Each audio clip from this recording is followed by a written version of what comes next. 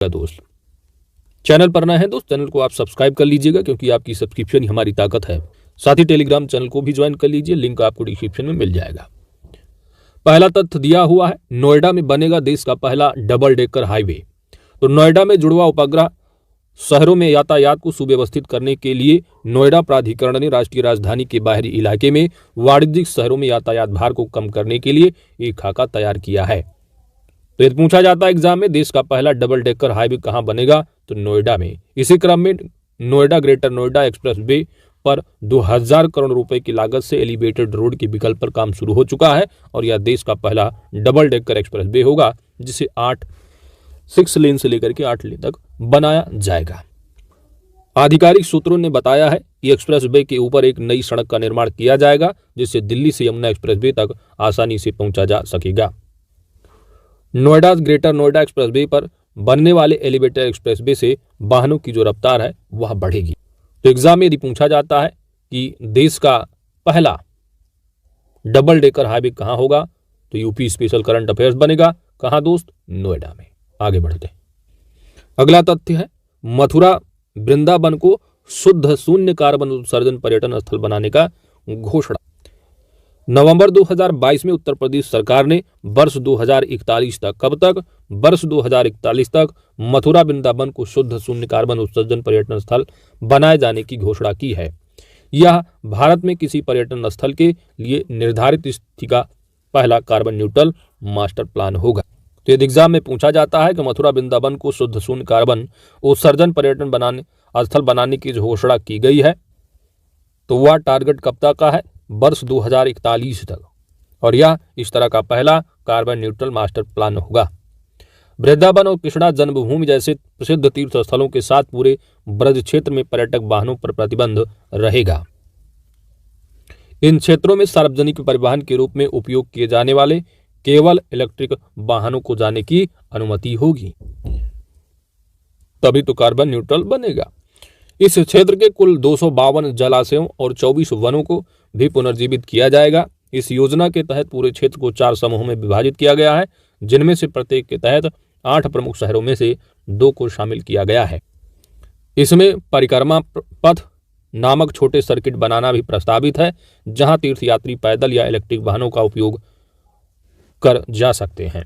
यदि तीर्थयात्री के स्थान से दूसरे स्थान की यात्रा करना चाहते हैं तो इसके लिए इलेक्ट्रिक मिनी बसों का भी प्रावधान किया गया है। शुद्ध शून्य कार्बन उत्सर्जन को कार्बन तटस्थता के रूप में जाना जाता है, जिसका अर्थ यह नहीं है कि कोई देश अपने उत्सर्जन को शून्य पर लाएगा, बल्कि यह एक ऐसी प्रक्रिया होती है जिसमें किसी देश के उत्सर्जन की भरपाई वातावरण से ग्रीन हाउस गैसों के अवशोषण और हटाने से होती है।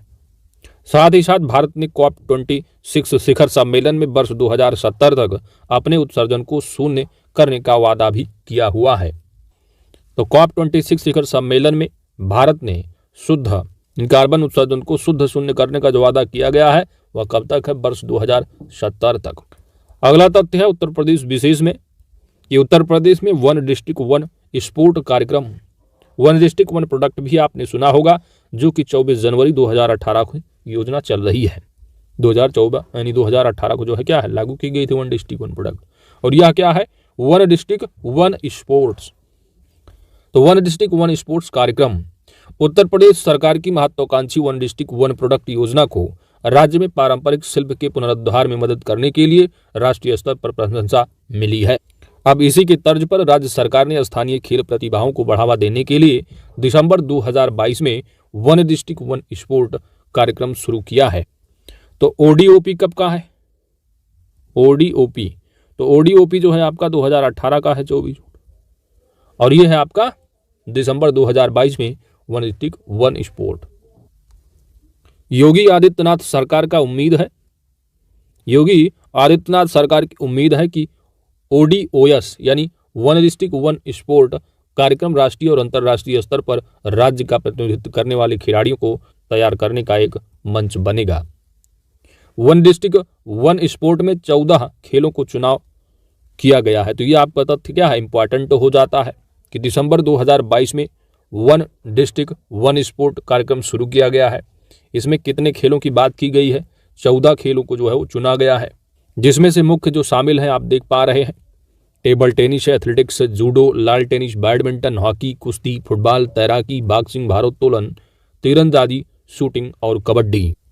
तो यहाँ पर 14 के 14 खेल हैं। कौन कौन से हैं? नंबर 1 टेबल टेनिस, दूसरा एथलेटिक्स है, तीसरा जूडो है, चौथा लाल टेनिस है, पांचवा बैडमिंटन है, छठा हॉकी हो जाएगा, सातवां कुश्ती है, आठवां फुटबॉल होगा, नौवां तैराकी है, 10वां बॉक्सिंग है, भारोत्तोलन 11वां है, तीरंदाजी 12वां है, शूटिंग 13वां है और 14वां कबड्डी है। वन डिस्ट्रिक्ट वन स्पोर्ट के तहत यूपी के 75 जिलों में से प्रत्येक में एक खेल की पहचान की जाएगी। जैसी वन प्रोडक्ट के लिए वन डिस्ट्रिक्ट वन प्रोडक्ट रहा है, और जिलेवाल की खेल विशिष्ट प्रतिभाओं को खोजने और उनके कौशल को जिला, राज्य, राष्ट्रीय और अंतर्राष्ट्रीय स्तर की टूर्नामेंट का प्रतिनिधित्व करने में सक्षम बनाने के लिए आवश्यक कदम उठाए जाएंगे। तो खेल से संबंधित एक अच्छी पहल कही जा सकती है। आगे बढ़, अब जो 75 जिलों की बात की गई है वन डिस्ट्रिक्ट वन खेल के लिए, तो एक जिला एक खेल के लिए जो कार्यक्रम है, जैसे कि कुश्ती की अगर बात की जाएगी तो कुश्ती विशेषकर वाराणसी, गोरखपुर, चंदौली, बागपत, आजमगढ़, देवरिया, महाराजगंज। एथलेटिक्स में देखेंगे तो मैनपुरी, फिरोजाबाद, जौनपुर, भदोही, संभल, सीतापुर, कासगंज, उन्नाव, अयोध्या, कौशाम्बी, एटा, मेठी, रामपुर, सिद्धार्थनगर, संत कबीर नगर, चित्रकूट, बस्ती, हमीरपुर, हापुड़, मेरठ, गाजीपुर, शामली, बलिया, मुजफ्फरनगर। वहीं पर राजधानी का देखोगे तो लखनऊ को जो चुना गया हॉकी के लिए है प्रतापगढ़, मऊ, बरेली, रायबरेली। तो Bareilly, Raebareli hockey, Hardoi, Farrukhabad, Moradabad, Balrampur, Ghaziabad. Table tennis में आगरा और कानपुर की बात की गई। बैडमिंटन के अलीगढ़, गौतम बुद्ध नगर है। भारोत्तोलन मिर्जापुर, बिजनौर है। मुक्केबाजी के लिए बुलंदशहर, कुशीनगर को चुना गया है। तीरंदाजी सोनभद्र, ललितपुर होगा। फुटबॉल में हाथरस है। तैराकी की बात की जाए तो पीलीभीत को लिया गया है। शूटिंग में बांदा और कबड्डी में कन्नौज है। जबकि लाल टेनिस की बात की जाए तो प्रयागराज के लिए है। तो वन डिस्ट्रिक्ट वन स्पोर्ट एक जिला एक खेल कब शुरू किया गया है? तो दिसंबर 2022 में। कितने खेल शामिल है? 14 खेल शामिल है।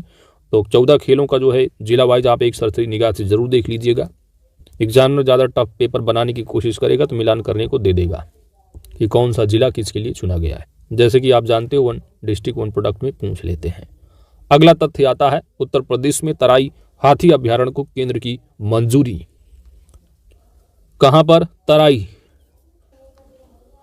23 अक्टूबर 2022 को उत्तर प्रदेश वन विभाग द्वारा दी गई जानकारी के अनुसार केंद्रीय वन और पर्यावरण मंत्रालय ने तराई हाथी रिजर्व को मंजूरी दे दी है, जिसे दुधवा टाइगर रिजर्व और लखीमपुर व पीलीभीत जिलों में स्थित पीलीभीत टाइगर रिजर्व सहित 3049 वर्ग किलोमीटर क्षेत्र में विकसित किया जाएगा। तराई हाथी रिजर्व। तो तराई हाथी रिजर्व जानते हैं उसका फैलाव कहां से कहां तक बताया जा रहा है। तो इसमें दुधवा टाइगर रिजर्व, लखीमपुर खीरी, पीलीभीत जिलों में स्थित जो टाइगर रिजर्व है, इनको मिलाकर जो तराई हाथी रिजर्व का एरिया होगा 3049 वर्ग किलोमीटर क्षेत्र का होगा। उत्तर प्रदेश वन विभाग के अनुसार विभाग ने अप्रैल 2022 में प्रस्ताव तैयार किया था और इसे 11 अक्टूबर 2022 को केंद्र को भेज दिया था। TER यानी तराई एलिफेंट रिजर्व के लिए केंद्रीय वन और पर्यावरण मंत्रालय से मंजूरी मिलने के बाद अब जल्द ही राज्य सरकार द्वारा अधिसूचना जारी की जाएगी। गौरतलब है कि उत्तर प्रदेश में तराई हाथी रिजर्व के अस्तित्व में आने के साथ दुधवा टाइगर रिजर्व उत्तर प्रदेश में अकेला राष्ट्रीय उद्यान होगा जो 4 प्रतिष्ठित जंगली जानवरों की प्रजातियों यानी बाघ, एक सींग वाला गैंडा, एशियाई हाथी और दलदली हिरण की रक्षा और संरक्षण करेगा। तो टाइगर के लिए हो जाएगा एक सींग गैंडे वाला, है ना। एक सींग गैंडे के लिए कौन सा नेशनल पार्क आप जानते हो फेमस है, जो कि अक्सर एग्जाम में पूछा जाता है। IAS पीछे सभी में काजीरंगा नेशनल पार्क है समका, ठीक है। एशियाई हाथी और दलदली हिरण की रक्षा, तो 4 तरह से जो दुधवा जो नेशनल पार्क है वो 4 जानवर जो है यहाँ पर जो है रक्षा संरक्षण प्रदान करेगा। तो उत्तर प्रदेश में आप जानते हो एक ही नेशनल पार्क है, दुधवा नेशनल पार्क है, और उसी के अंदर जो है दुधवा टाइगर रिजर्व भी। उत्तर प्रदेश में 4 टाइगर रिजर्व हो चुके हैं आप जानते हो। 2010 में नोटिफाई किया गया दुधवा को, 2012 में अमनगढ़, 2014 में पीलीभीत और 2000 बात करोगे 22 करंट का जो हुआ है Ranipur tiger reserve Chitrakoot district का। तो 4 हैं जो कि यूपी स्पेशल घटनाचक चित्रात्मक प्रस्तुति वाला सीरीज है उसमें कवर किया गया है। 2023 एडिशन है यूपी स्पेशल के लिए, आप अच्छे से उस क्लास को जरूर कवर कीजिएगा। तराई हाथी अभ्यारण्य की स्थापना वन्यजीव संरक्षण के मामले में एक मील का पत्थर सिद्ध होगा, विशेष रूप से एशियाई हाथियों के लिए, क्योंकि यह भारत नेपाल सीमा पर स्थित है, जहां हाथियों की सीमा पार आवाजाही एक नियमित दिनचर्या का हिस्सा है। सीमा पार, ठीक है, भारत नेपाल सीमा, दुधवा जो टाइगर रिजर्व इसकी यहाँ पर बात की जा रही है, दुश्मनेश्वर पार्क की, लखीमपुर खीरी में स्थित है, जानते ही हो। केंद्र हाथी परियोजना के तहत सभी वित्तीय और तकनीकी सहायता प्रदान करेगा, जो मानव हाथी संघर्षों को संभालने में मदद करेगा। दुधवा में हाथी अभ्यारण्य की स्थापना से उनके संरक्षण के प्रति हाथी केंद्रित दृष्टिकोण अपनाने में मदद मिलेगी। तो तराई एलिफेंट रिजर्व, तो TER जो स्थापित करने की बात की गई है दुधवा में। बढ़ते हैं आगे। साथ ही इस परियोजना के तहत प्राप्त वित्तीय और तकनीकी सहायता का उपयोग दुधवा के शिविर में मौजूद हाथियों के प्रबंधन में किया जाएगा और मानव हाथी संघर्ष की घटनाओं जो वर्तमान में राज्य स्तर पर निर्भर हैं उनको भी अधिक प्रभावी ढंग से नियंत्रित किया जाएगा। उल्लेखनीय है कि दुधवा टाइगर रिजर्व दशकों से विभिन्न घरेलू और सीमा पार गलियारों के माध्यम से जंगली हाथियों को आकर्षित करता रहा है, जिसमें बसंता दुधवा, लाल झंडी नेपाल, साथियाना और Shukla Phanta Nepal, Dhaka Pilibhit Dudhwa buffer zone corridor शामिल है। ठीक है। अच्छा, अब जैसे कि आप जब NTCA की वेबसाइट पर जाएंगे दोस्त, तो आपको लिस्ट जो मिलेगी वो 53 टाइगर रिजर्व की मिलेगी। वहाँ पर सीरियल जो नंबर देखेंगे वो लिखा होगा 53वां। और क्योंकि जो अमनगढ़ है, तो अमनगढ़ टाइगर रिजर्व तो है, लेकिन जो NTCA की वेबसाइट पर वहाँ पर आप देखेंगे अमनगढ़ बफर जोन के जोन में लिखा गया है। क्या लिखा गया है? बफर जोन में। तो एक बफर एरिया होती है, एक कोर एरिया होती है। तो कोर एरिया जो है बेसिकली जो टाइगर संरक्षण के लिए है, टाइगर रिजर्व का जो कोर एरिया होता है वहाँ पर ह्यूमन एक्टिविटी जैसे कि लैंड और वाटर यूज के लिए बेसिकली जो है वो मनाही होती है, कुछ भी नहीं कर सकते हैं। लेकिन बफर जोन में आप लैंड वाटर का यूज कर सकते हैं ह्यूमन। ठीक है, तो ये अंतर है। तो यदि एग्जाम में पूछा जाता है कि कितने टाइगर रिजर्व हैं यूपी में, तो 4 बताइएगा। ठीक है, टोटल अगर एग्जाम में मान लो पूछ ले 53वां टाइगर रिजर्व या 54वां, तो 53वां या 54वां पूछा जा सकता है एग्जाम में यूपी के पर्पज से।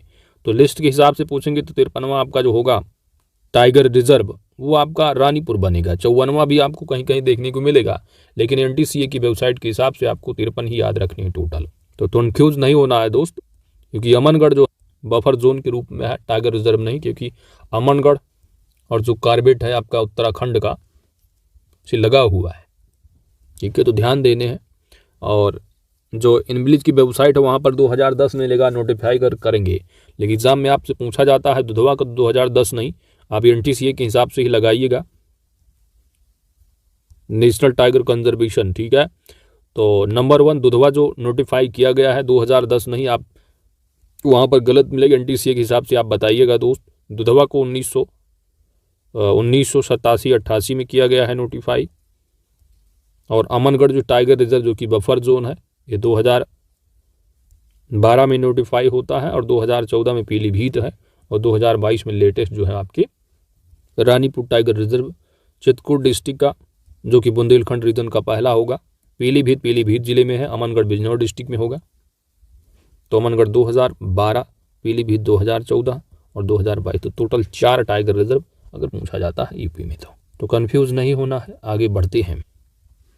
तो दुधवा बफर जोन कॉरिडोर शामिल है। आगे देखो, प्रोजेक्ट हाथी के तहत तराई हाथी रिजर्व इन गलियारों को पुनर्जीवित करने या बहाल करने में मदद करेगा जो खराब हो गए हैं। वर्ष 2022 में प्रोजेक्ट हाथी की 30वीं वर्षगांठ के अवसर पर, जो वर्ष 1992 में शुरू हुआ है, तो प्रोजेक्ट टाइगर कब का है? 1973 का है।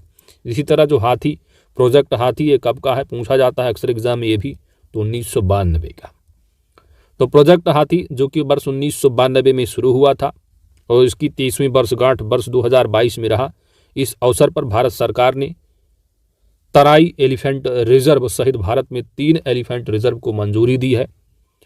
तो एक तो उत्तर प्रदेश का हो जाएगा तराई एलिफेंट रिजर्व, 2 अन्य होंगे जिसमें कि छत्तीसगढ़ में लेमरू एलिफेंट रिजर्व 31वां होगा, और 32वां जो है तमिलनाडु में अगस्त्यमलाई एलिफेंट रिजर्व 32वां है। याद रखिएगा, प्रोजेक्ट एलिफेंट कब का है? वर्ष 92 का है। इंडिया में टोटल कितने टाइगर हाथी रिजर्व हैं, एलिफेंट रिजर्व हैं? तो टोटल एलिफेंट रिजर्व कितने हैं दोस्त इंडिया में? 33 एलिफेंट रिजर्व है। 31वां जो है वो लेटेस्ट 31वां याद रखना, लेमरू एलिफेंट रिजर्व छत्तीसगढ़ का। अगस्त मलाई टाइगर रिजर्व 32वां तमिलनाडु का। और 33वां जो है वो तेराई टाइगर रिजर्व उत्तर प्रदेश का हो जाता है। आगे बढ़ते हैं। ध्यातव्य है कि जहां हाथी संरक्षण परिदृश्य से संबंधित पारिस्थितिकी पर जोर देता है वहीं बाघ संरक्षण संरक्षित क्षेत्र की अवधारणा में निहित है। भारतीय हाथी यानी एलिफस मैक्सिमस मध्य और दक्षिणी पश्चिमी घाट, उत्तर पूर्व भारत, पूर्वी भारत और उत्तरी भारत तथा दक्षिणी प्रायद्वीपीय भारत के कुछ हिस्सों में पाया जाता है। यह वनस्पति और जीवों की लुप्तप्राय प्रजातियों में अंतर्राष्ट्रीय व्यापार पर कन्वेंशन की परिशिष्ट और भारतीय वन्यजीव संरक्षण अधिनियम 1972 की अनुसूची 1 में शामिल है। तो ऐसे तथ्य आपको पीसीएस में स्टेटमेंट देकर के पूछे जा सकते हैं एनवायरमेंट करंट अफेयर्स के पर्पज से, क्योंकि 14 मई को जो पेपर होने वाला है वहां पर आपका इस बार फॉरेस्ट यानी जो RFO रेंज फॉरेस्ट ऑफिसर उनका भी आपको वैकेंसी देखने को मिलेगी। तो पेपर में थोड़ा जो है इन्वायरमेंट पर्पज से करंट अफेयर्स थोड़ा हो सकता है आपसे डिटेल में पूछे पीसीएस वगैरह में। तो वाइल्ड लाइफ जो प्रोटेक्शन एक्ट है इसकी जो अनुसूची है, अनुसूची 1 में जो है शामिल है और साइड में जो है लुप्त और प्राय प्रजातियों में जो है आती है। भारत सरकार ने वर्ष 1992 ईस्वी में हाथी परियोजना को निम्नलिखित उद्देश्यों के साथ एक प्रायोजित योजना के रूप में पेश किया है, जो इस प्रकार है।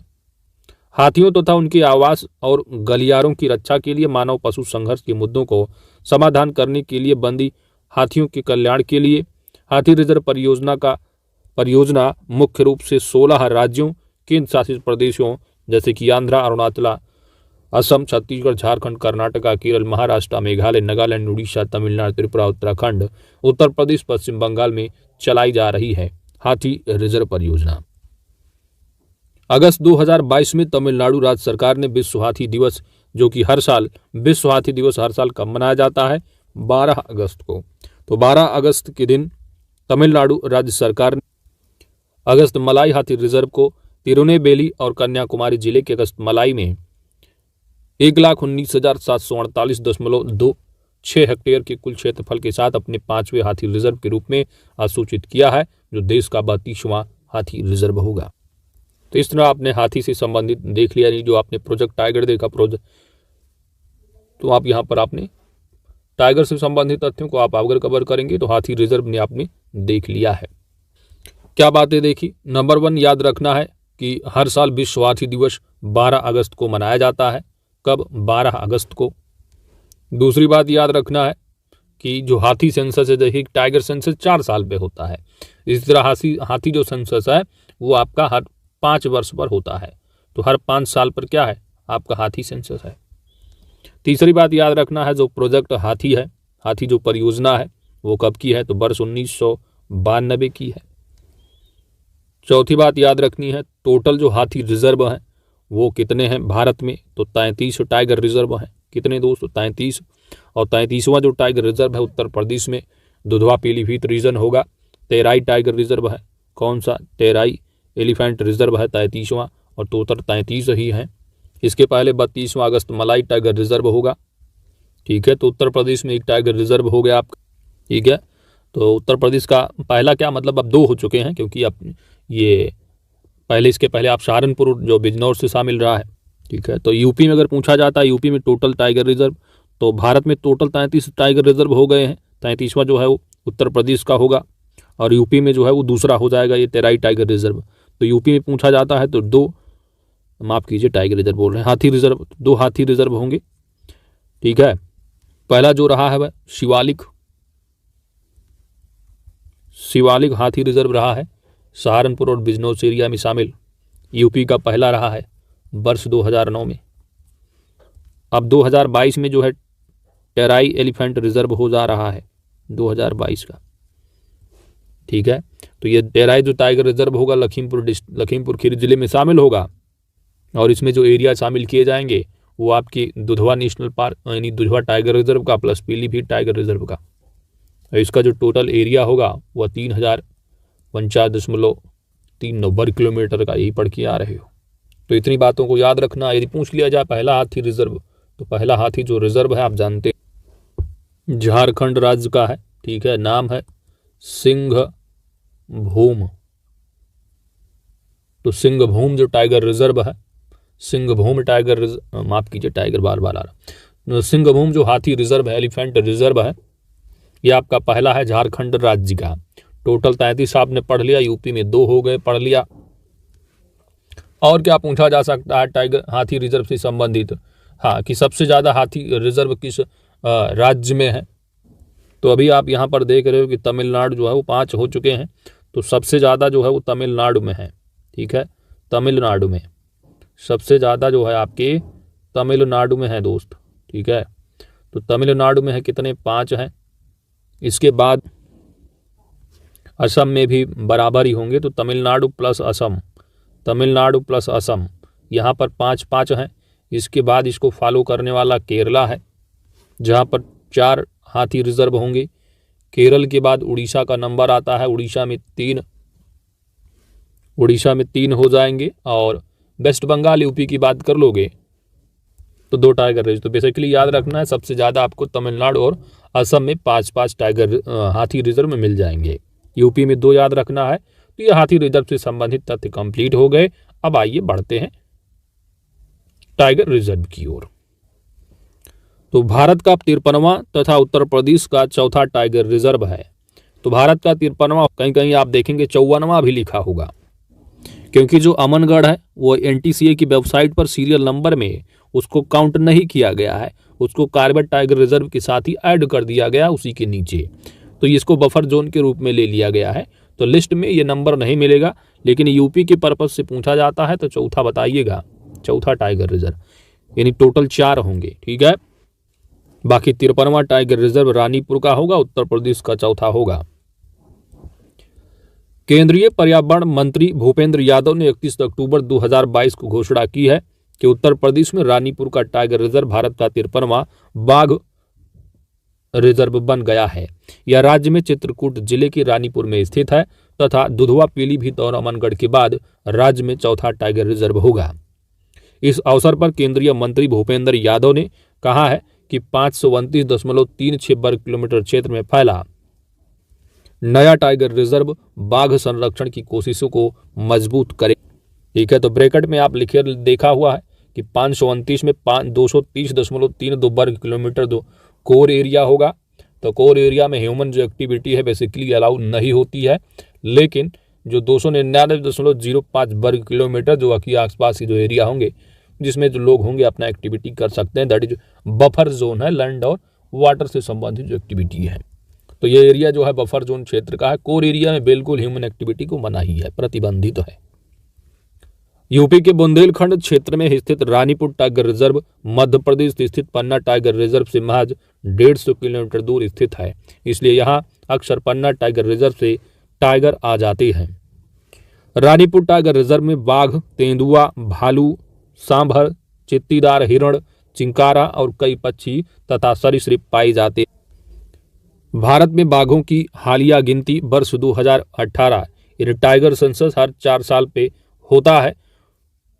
अब 2022 वाली रिपोर्ट भी आपको हो सकता है 2023 में जो विश्व बाघ जो आपका टाइगर डे है यानी 29 जुलाई को होता है उस दिन हो सकता है रिपोर्ट आए, क्योंकि पिछली बार ऐसी ही आई थी, जिसके मुताबिक देश में है तो टाइगर सेंसस 2018 के अकॉर्डिंग टाइगर जो पूरे भारत में है 2967 टाइगर हैं और इनमें से 173 टाइगर उत्तर प्रदेश में आ जाते हैं।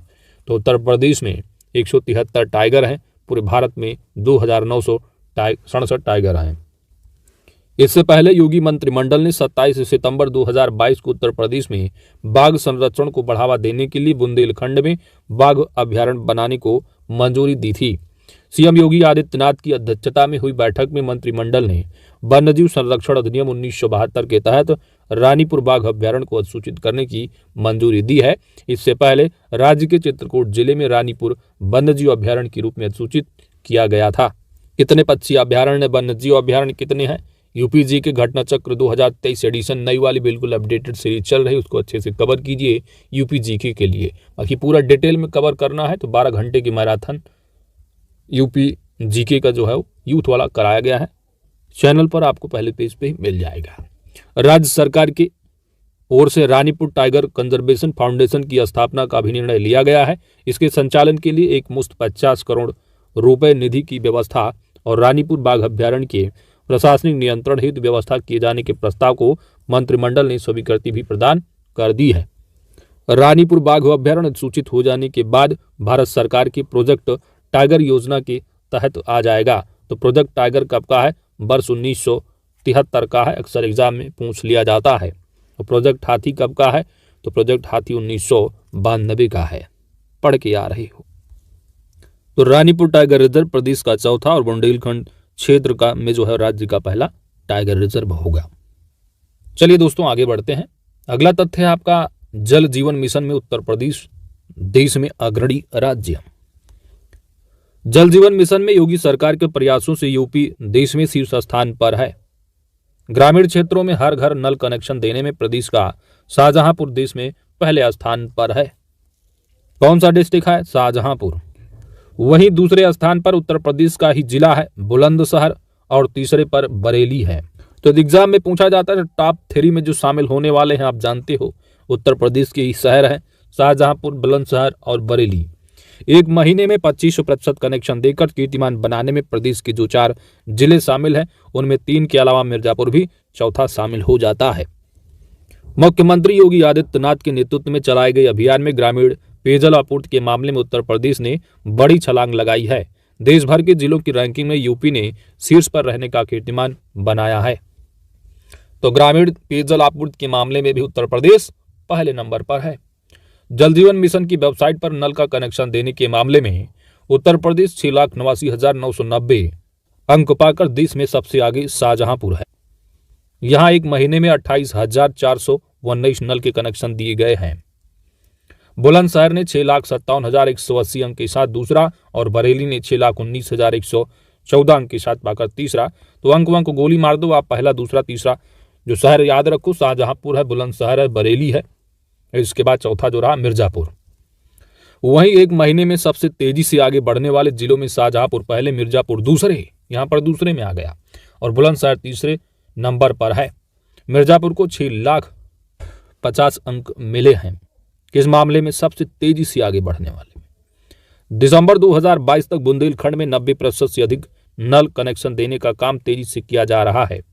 जल जीवन सर्वेक्षण की 5 श्रेणियों में एक माह में 100% नल कनेक्शन देने वाले जिलों को सबसे आगे, 75 से 100% तक नल कनेक्शन देने वालों को उच्च उपलब्धि, 50% से 75% तक कनेक्शन देने वालों को अच्छे प्रदर्शन तथा 25% से यानी 25% तक जो कनेक्शन देने वाले हैं उनको आकांक्षी जिलों की श्रेणी में रखा जाता है।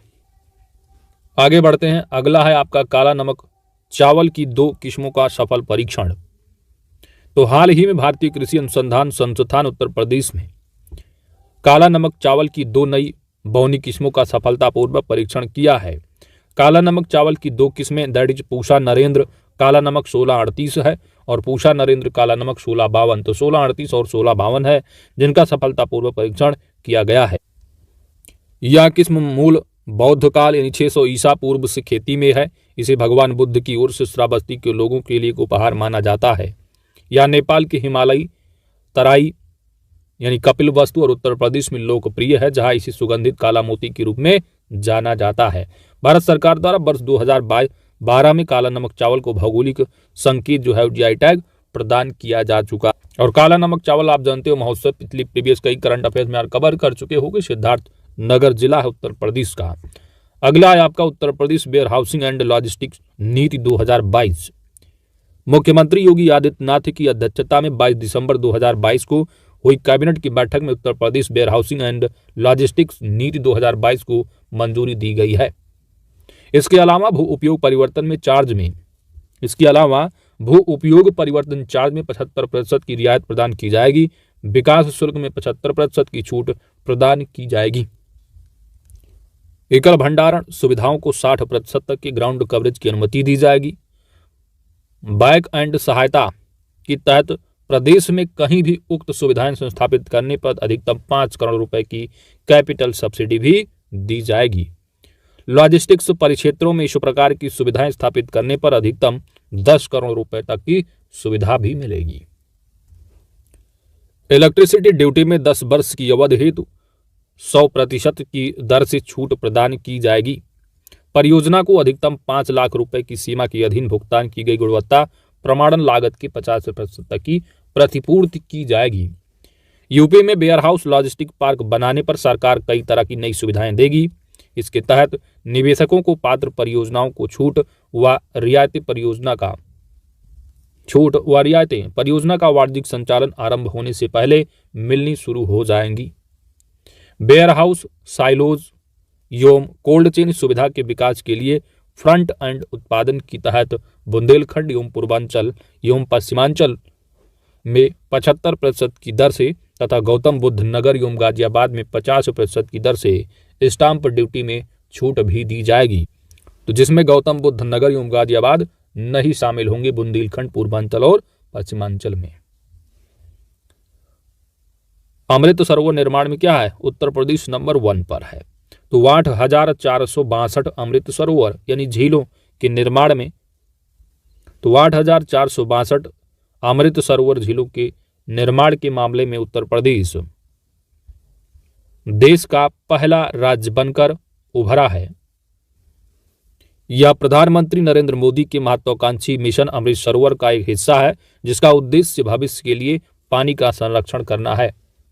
राज्य सरकार के एक बयान के अनुसार मिशन कार्यान्वयन में मध्य प्रदेश नंबर 2 पर है, जम्मू कश्मीर 3 नंबर पर है, राजस्थान 4 नंबर पर और तमिलनाडु 5वें नंबर पर बना हुआ। तो अमृत सरोवर यानी झीलों के निर्माण में उत्तर प्रदेश नंबर 1 है, 2 पर मध्य है, 3 पर जम्मू है, 3 पर राजस्थान और 4 पर राजस्थान है। तमिलनाडु जो है 5वें नंबर पर आ जाता है। तो यूपी पहला, दूसरा एमपी, तीसरा जम्मू, चौथा राजस्थान, 5वां तमिलनाडु। उत्तर प्रदेश के भीतर लखीमपुर यानी उत्तर प्रदेश नंबर 1 तो है ही है, लेकिन उत्तर प्रदेश में कौन सा जिला नंबर 1 है अमृत सरोवर में झीलों के निर्माण में? यह लखीमपुर खीरी है। उत्तर प्रदेश के भीतर लखीमपुर खीरी ने 256 अमृत सरोवर का निर्माण करके पहला स्थान प्राप्त किया है, जबकि गोरखपुर 2 नंबर पर और प्रतापगढ़ 3 नंबर पर बना हुआ है। तो तालाब झील, ठीक है। उत्तर प्रदेश देश का इकलौता राज्य है जहां पर अमृत सरोवर का विकास कार्य युद्ध स्तर पर चल रहा है। प्रदेश में कुल 1.20 यानी 1,20,000 अमृत सरोवर विकसित किए जाएंगे, जो देश में सर्वाधिक होंगे। लखीमपुर खीरी में 315 में से 256 अमृत सरोवर का काम पूरा हो चुका है, जबकि 25 का निर्माण कार्य चल रहा है। इसी तरह गोरखपुर में 312 अमृत सरोवरों में से 244 का निर्माण कार्य पूरा हो चुका है, 18 पर काम चल रहा है। इसके अलावा प्रतापगढ़ में 282 में से 231 झीलों का निर्माण पूरा हो चुका है, बाकी पर काम चल रहा है। तो ये काम चल रहा है, बंद हो चुका है, किस पर पूरा हो गया, इसको गोली मारना है, याद रखना है। उत्तर प्रदेश नंबर 1 है अमृत सरोवर के मामले में, 2 पर एमपी है, यूपी नंबर 1, 2 पर एमपी रहा है, 3 पर जम्मू कश्मीर रहा है, 4 पर राजस्थान रहा है और 5वें पर तमिलनाडु रहा है। यही तो पढ़ के आ रहे हो आप, ठीक है। और उत्तर प्रदेश में नंबर 1 लखीमपुर खीरी होगा, 2 पर गोरखपुर है, 3 पर प्रतापगढ़ है। इतना ही याद रखना है, बाकी काम चल रहा है, काम पूरा हो गया, गोली मार दो। मिशन के प्रथम चरण में महात्मा गांधी राष्ट्रीय ग्रामीण रोजगार गारंटी योजना के तहत राज्य के 75 जिलों में 75 अमृत सरोवर विकसित करने का लक्ष्य रखा गया है, जिसे समय से पहले पूरा कर लिया गया है। बढ़ते हैं आगे। अमृत सरोवर से संबंधित पेट एग्जाम में भी पूछे गए थे ना, कहाँ हुआ? रामपुर में, है ना, उत्तर प्रदेश। चलो भाई, अब बजट से संबंधित तथ्य आप कई बार कवर कर चुके होंगे, जब तक बजट पब्लिश किया जा चुका है, कई मैगजीन में आपने कवर किया हुआ, यहां पर भी कवर कर लेते हैं, रिवीजन हो भी जाएगा आपका। बजट 2022-23 26 मई 2022 को उत्तर प्रदेश की संसदीय कार्य एवं वित्त मंत्री सुरेश खन्ना द्वारा प्रस्तुत राज्य का अब तक का सबसे बड़ा बजट 2022-23 का आकार कितने करोड़ रुपए का है? तो हर साल बढ़कर ही बजट पेश होता है, तो अब तक का सबसे बड़ा है। सिंपल सी बात है, बजट का जो अमाउंट है वह है 615518.98 करोड़। और बजट यदि आपको टू द पॉइंट बिल्कुल समराइज वे में कवर करना है तो सिंपली आपको यूट्यूब के सर्च बॉक्स में जाना है और टाइप करना है UP budget 2022-23 by online study kingdom. Video number 1 पर आएगा। 40 से 50 हज़ार लोगों ने देखा, आप जाकर के उसको आप कवर कीजिए, उसी को आप कवर कर लेंगे। यूपी बजट से कोई भी प्रश्न आपसे छूटने वाला नहीं होगा यूपी के एग्जाम में। बजट 2022-23 में कितने करोड़ रुपए की नई योजनाएं घोषित की गई हैं? तो यह 39,181.10 करोड़ रुपए है। उत्तर प्रदेश बजट 2022-23 में कितने करोड़ का राजस्व बचत दिखाया गया है? तो 43,123.65 करोड़ रुपए है। उत्तर प्रदेश बजट 2022-23 में कुल कितने करोड़ रुपए का राजकोषीय घाटा अनुमानित है? तो यह अनुमानित है 81,177.98 करोड़, जो कि जीडीपी का कुल 3.96% है। तो आपकी एग्जाम में फिजिकल डेफिसिट जो पूछा जाता है वो आजकल आपसे खासकर जो है परसेंट में ही पूछा जाएगा। तो जीडीपी का, स्टेट जीडीपी का कितना प्रतिशत है? तो स्टेट जीडीपी का जो प्रतिशत है वह 3.96% है। इसी को आपको याद रखना होगा। राज्य की ऋणग्रस्तता सकल राज्य घरेलू उत्पाद का यानी स्टेट जीडीपी का जो ऋण है वह कितना अनुमानित है? तो यह ऋणग्रस्तता 28.8% है।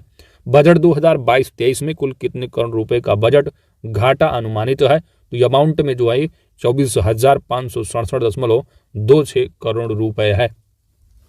अगले पेज पर बढ़ते हैं। बजट में कर प्राप्तियां हैं।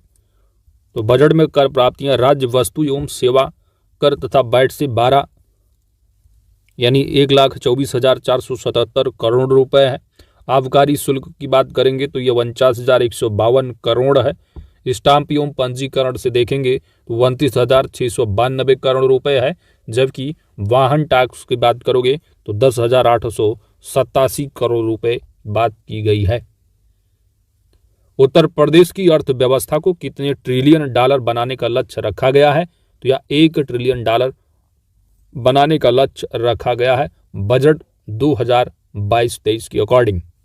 ठीक है, तो यहाँ पर ईयर नहीं दिया, ईयर आप नोट कर लो। बजट में 2027 तक की बात की गई है। तो 22 में इलेक्शन हुआ है, 5 साल बाद फिर इलेक्शन होगा, तो टारगेट 1 ट्रिलियन का रखा गया है। आप समझ रहे हो बात को?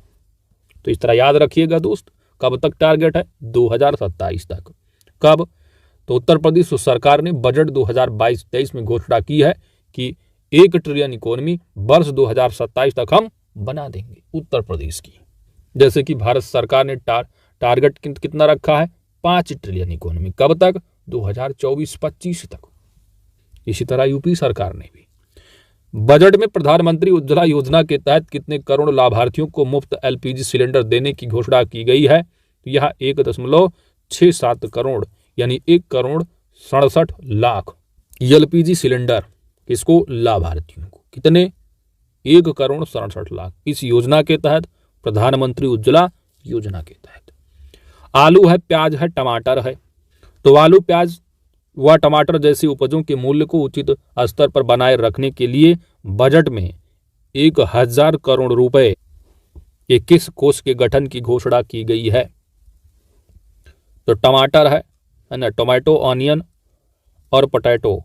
तो टॉप के लिए किस कोष के गठन की घोषणा की गई है? तो भामाशाह मूल्य स्थिरीकरण कोष की। तो एग्जाम में पूछ लिया जाता है बजट 2022-23 के अकॉर्डिंग भामाशाह मूल्य स्थिरीकरण कोष किससे संबंधित है? तो टॉप से है, याद रखिएगा। टमाटो है, ऑनियन है और पोटैटो है। आलू, प्याज, टमाटर है। बजट में स्वामी विवेकानंद युवा सशक्तिकरण योजना के लिए कितने करोड़ रुपए का प्रावधान किया गया है? 15,000 करोड़ रुपए का। बजट 2022-23 में कुल कितने करोड़ रुपए की प्राप्तियों का अनुमान है? तो यह अनुमान जो है 5,90,951.71 करोड़ रुपए है। प्रधानमंत्री किसान ऊर्जा सुरक्षा एवं उत्थान महाभियान योजना के अंतर्गत वित्तीय वर्ष 2022-23 में कितने सोलर पंपों की स्थापना का लक्ष्य रखा गया है? तो 15,000 सोलर पंपों का। बजट में कहां पर अंतर्राष्ट्रीय क्रिकेट स्टेडियम की स्थापना के लिए 95 करोड़ रुपए आवंटित किए गए हैं? तो वाराणसी में होगा अंतर्राष्ट्रीय क्रिकेट स्टेडियम, जिसके लिए 95 करोड़ रुपए का आवंटन बजट में किया गया है। इसमें राज्य का स्वयं कर, राजस्व एवं केंद्रीय करों में राज्यांश लाभ सम्मिलित हैं। अगला जो तथ्य दिया गया है वो है बजट से समय, इसमें राज्य का स्वयं कर, करेत्तर, राजस्व एवं केंद्र से प्राप्त अनुमान सम्मिलित हैं। चलिए, बजट का सार है, इसको आपको ज़्यादा देखने की जरूरत नहीं है, बजट अनुमान याद रखिए। तो बजट टारगेट कितना है, 6155 है। राजकोषीय घाटा स्टेट जीडीपी का याद रखना है, 3.96 है। ठीक है, जितना तथ्य इंपॉर्टेंट उतना ही याद रखो। आगे बढ़ते हैं। अगला जो फैक्ट है आपका संबंधित है वो है next topic, that is Uttar Pradesh electrical vehicle नीति 2022-27 का मसौदा। तो उत्तर प्रदेश इलेक्ट्रिकल व्हीकल नीति 2022-27, प्रदेश की इलेक्ट्रिकल व्हीकल नीति 2022-27 के मसौदे को अंतिम रूप दे दिया गया है। मसौदे के अकॉर्डिंग ग्रामीण और शहरी क्षेत्रों में पब्लिक ट्रांसपोर्ट सिस्टम को इलेक्ट्रॉनिक यानी इलेक्ट्रिक जो व्हीकल है इनमें परिवर्तित किया जाएगा। उनके संचालन के लिए हरित मार्ग चिन्हित किए जाएंगे। इन मार्गों पर ई बस का संचालन भी किया जाएगा। वर्ष 2030 तक सभी सरकारी वाहनों को ईवी में बदला जाएगा। पॉलिसी के अनुसार शहरों में 9 किलोमीटर की परिधि में चार्जिंग स्टेशन भी स्थापित किया जाएगा। तो इलेक्ट्रिकल जो उत्तर प्रदेश इलेक्ट्रिकल व्हीकल जो पॉलिसी है 2022-27, इसके अकॉर्डिंग एग्जाम में पूछा जाता है। इसके अकॉर्डिंग सभी सरकारी वाहनों को ईवी में कब तक बदले जाने का टारगेट रखा गया है, तो वर्ष 2030 तक। एक्सप्रेस वे पर 25 किलोमीटर की अंतराल पर चार्जिंग स्टेशन बनाया जाएगा। तो शहरों में 9 किलोमीटर की परिधि में चार्जिंग स्टेशन होगा और जो एक्सप्रेस वे होंगे वहां पर 25 किलोमीटर की अंतराल पर चार्जिंग स्टेशन बनाए जाएंगे। जैसे पेट्रोल से चलने वाले तो पेट्रोल पंप, इसी तरह यहाँ पर भाई इसकी भी जरूरत होगी। शहरों में parking, metro station, bus stand, petrol pump, सरकारी वाहनों, माफ कीजिए सरकारी भवनों, वाणिज्यिक भवनों, शिक्षण और स्वास्थ्य संस्थान, शॉपिंग मॉल के पास चार्जिंग स्टेशन भी बनाए जाएंगे। इसके लिए 10 साल की लीज पर भूमि भी दी जाएगी। पहले 2000 चार्जिंग स्टेशन पर 20% सब्सिडी, तो जितना अमाउंट होगा उसका 20% या अधिकतम 10 लाख रुपए की सब्सिडी दी जाएगी। सरकारी कर्मचारियों को ईवी व्हीकल खरीदने के लिए प्रोत्साहित किया जाएगा। जो गवर्नमेंट होंगे एम्प्लॉय, उनको क्या है, प्रोत्साहित किया जाएगा। व्हीकल एडवांस भी दिया जाएगा। एडवांस ईवी को प्रमोट करने के लिए गो इलेक्ट्रिकल अभियान भी चलाया जाएगा। तो गो इलेक्ट्रिकल जो अभियान किससे संबंधित होगा, तो इलेक्ट्रिकल व्हीकल से संबंधित है। ईवी जो पॉलिसी है इसके दायरे में इलेक्ट्रिक व्हीकल क्या क्या आएंगे, इलेक्ट्रिक व्हीकल होंगे, plug in hybrid electrical vehicle होंगे, ईवी सप्लाई उपकरण आएंगे, स्ट्रांग हाइब्रिड इलेक्ट्रिकल व्हीकल है, बैटरी इलेक्ट्रिकल व्हीकल है, ऑन बोर्ड चार्जर है, vehicle control unit, battery management system आएंगे। नीति के तहत इलेक्ट्रिक व्हीकल्स के साथ बैटरी निर्माण, चार्जर उपकरण निर्माण, चार्जिंग इंफ्रास्ट्रक्चर को विकसित करने के लिए निजी निवेश भी आमंत्रित किए जाएंगे। इस नीति से 5 साल में यानी 2022 से 27 में 50,000 करोड़ रुपए का निवेश आएगा और 10 लाख से अधिक लोगों को प्रत्यक्ष एवं अप्रत्यक्ष रूप से क्या है, रोजगार भी मिलेगा। इलेक्ट्रिक व्हीकल नीति के क्रियान्वयन हेतु औद्योगिक विकास एवं अवस्थापन आयुक्त की अध्यक्षता में एक 12 सदस्यीय एम्पावर्ड कमेटी का गठन भी किया जाएगा। 1 साल तक 2 पहिया इलेक्ट्रिक वाहन खरीदने पर फैक्ट्री कीमत पर 15% जो कि अधिकतम 5,000 रुपए की छूट दी जाएगी। 1 साल तक 2 पहिया इलेक्ट्रिक वाहन खरीदने पर फैक्ट्री कीमत पर, तो फैक्ट्री जो कास्ट होगी उस वाहन की, वहां पर जो है आपको अधिकतम 5,000 रुपए या जितनी कीमत होगी, मान लो कीमत 50,000 है तो उसकी अधिकतम सीमा छूट परसेंटेज में निकालोगे तो 50,000 का 15% कितना, 7,500, तो छूट आपको कितना, अधिकतम 5,000 तक ही मिलेगी। अगला है पहले 2 लाख वाहनों को छूट मिलेगी। बजट में इसके लिए 100 करोड़ रुपए का प्रावधान होगा। 3 पहिया ईवी खरीदने पर 15%, अधिकतम 12,000 रुपया। 2 पहिया खरीद रहे हो तो 15% होगा ही, लेकिन अधिकतम 5,000 रुपये। यहाँ पर अधिकतम 12,000 रुपये की छूट प्रदान की जाएगी। पहले 50,000 वाहनों को छूट होगी, इसके लिए 60 करोड़ रुपए का प्रावधान है। 4 पहिया खरीदने पर 15%, सभी पर 15% है। अधिकतम अमाउंट पहले पर 2 पहिया पर रहा है 5,000, 3 पहिया पर 12,000 और 4 पहिया की बात आएगी तो 1 लाख रुपए की बात हो जाएगी। यहाँ पर पहले 25,000 वाहनों को छूट मिलेगी, उसके बाद 250 करोड़ रुपए का बजट का प्रावधान भी है। इसमें ई बस है, ई बस की खरीद पर 15%, तो सभी की खरीद पर 15% अमाउंट में डिफरेंस है, तो 20 लाख तक का यहाँ पर छूट होगा मैक्सिमम। 400 बसों को छूट देने के लिए 80 करोड़ की बजट का प्रावधान भी किया गया है। चलिए अगला देखते हैं। अब पॉलिसी आपकी खत्म हो गई 22-23 इलेक्ट्रिक व्हीकल वाली। अब आइए बुंदेलखंड एक्सप्रेसवे का उद्घाटन। 16 जुलाई 2022 को प्रधानमंत्री नरेंद्र दामोदर दास मोदी ने जालौन जिले में, कहां पर, जालौन जिले की उरई तहसील के कैथरी गांव में बुंदेलखंड एक्सप्रेसवे का उद्घाटन किया है। बुंदेलखंड एक्सप्रेसवे की कुल जो लंबाई है 296 किलोमीटर है और यह 7 जिलों, तो कहां से उद्घाटन किया है, कब किया है, इंपॉर्टेंट हो जाता है। साथ ही साथ कितनी किलोमीटर की लंबाई है एक्सप्रेसवे की, कितने जिलों से होकर गुजरेगा, इंपॉर्टेंट हो जाता है।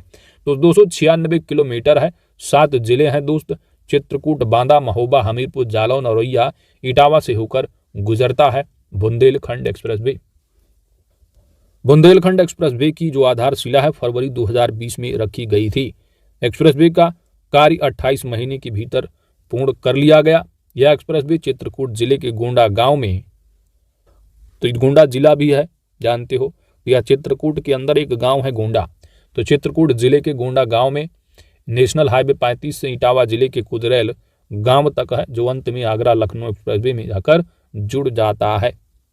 तो 7 जिलों को याद रखो, कितने किलोमीटर है इसको याद रखो, कहां कहां से नहीं गुजरेगा, इन जिलों को जरूर याद रखना। अगला तथ्य आपका उत्तर प्रदेश हिंदी संस्थान की पुरस्कार 2021। उत्तर प्रदेश हिंदी संस्थान के वर्ष 2021 की पुरस्कारों की घोषणा 2 अगस्त 2022 को की गई है। इनमें संस्थान का सर्वोच्च पुरस्कार 8 लाख रुपए का, जो कि भारतीय पुरस्कार दिल्ली के साहित्यकार डॉक्टर रमानाथ त्रिपाठी को दिया गया है। वहीं पर संस्थान के 5-5 लाख रुपए वाले पुरस्कार, जिसमें कि हिंदी गौरव सम्मान, महात्मा गांधी साहित्य सम्मान, दीनदयाल उपाध्याय साहित्य सम्मान, सभी 5-5 लाख रुपए वाले पुरस्कार हैं। और सभी पुरस्कार दीनदयाल उपाध्याय साहित्य सम्मान, लोहिया साहित्य सम्मान, अवंतीबाई, ये सभी जो है आपको दिए हैं। जो आपके एग्जाम में पूछा जाएगा वो भारतीय पुरस्कार 8 लाख रुपया वाला पूछ लिया जाएगा, तो डॉक्टर रमानाथ त्रिपाठी को दिया गया है, जो कि दिल्ली की एक साहित्यकार हैं। प्रमुख जो पुरस्कार इनकी यहाँ पर सूची दी है, तो भारतीय जो सम्मान है दोस्त, ये डॉक्टर रमानाथ त्रिपाठी को दिया गया है, दिल्ली के हैं, ठीक है। तो वही 8 लाख रुपए और प्रशस्ति पत्र व गंगा की प्रतिमा के साथ। लोहिया साहित्य सम्मान डॉक्टर बुद्धिनाथ मिश्र को देहरादून को दिया गया। महात्मा गांधी, तो याद जो रखना आपको वही रमापति त्रिपाठी वाला भारतीय पुरस्कार जरूर याद रखना, बाकी भूल जाना कोई नहीं, लेकिन रमापति की जरूर याद रखना। महात्मा गांधी साहित्य सम्मान जो है, तो जो भारतीय 8 लाख, बाकी सब 5-5 लाख के हैं, ठीक है। डॉक्टर विश्वास किशन पाटिल को दिया गया महाराष्ट्र। पंडित दीनदयाल उपाध्याय साहित्य सम्मान है, डॉक्टर रामशरण गौड़ गौतम बुद्ध नगर के हैं। अवंतीबाई साहित्य सम्मान डॉक्टर ओम प्रकाश मिश्र लखनऊ को मिला है। हिंदी गौरव सम्मान किसको दिया गया है, तो डॉक्टर गिरिराज शरण अग्रवाल हरियाणा को। राजर्षि पुरुषोत्तम दास टंडन साहित्य सम्मान दक्षिण भारत की हिंदी प्रचार सभा मद्रास चेन्नई को मिला है। अटल बिहारी वाजपेयी साहित्य सम्मान किसे दिया गया है, तो हृदय नारायण दीक्षित उत्तर प्रदेश को। तो अटल बिहारी जी इंपॉर्टेंट थोड़ा हो जाते हैं, याद रखिएगा। उपयुक्त पुरस्कार वही 5-5 लाख रुपया प्रशस्ति गंगा प्रशस्ति पत्र और गंगा की प्रतिमा के साथ मिला है। लोकभूषण सम्मान जिसकी अमाउंट 2.5 लाख रुपए की है, डॉक्टर महेंद्र बनावत राजस्थान। कला भूषण में सब में 2.5 लाख है। कला भूषण देखोगे तो सुधांशु चतुर्वेदी है। विज्ञान भूषण का विजय चितौरी है। पत्रकारिता भूषण में देखेंगे तो बलबीर पुंज है। प्रवासी भारतीय हिंदी भूषण सम्मान डॉक्टर नलिनी बलबीर है। बाल साहित्य भारतीय सम्मान में, तो बाल साहित्य का इंपॉर्टेंट हो जाता है, तो बाल साहित्य भारतीय सम्मान पुरस्कार जो कि 2.5 लाख रुपए का फकीर चंद शुक्ला पंजाब को और दिनेश पाठक शशि मथुरा को मिला है। मधुलिमाई साहित्य सम्मान है, डॉक्टर विक्रम सिंह आगरा को दिया गया है। विधि भूषण सम्मान सुधावस्थी प्रयागराज। पंडित श्री नारायण चतुर्वेदी साहित्य सम्मान अश्विनी कुमार दुबे एमपी को।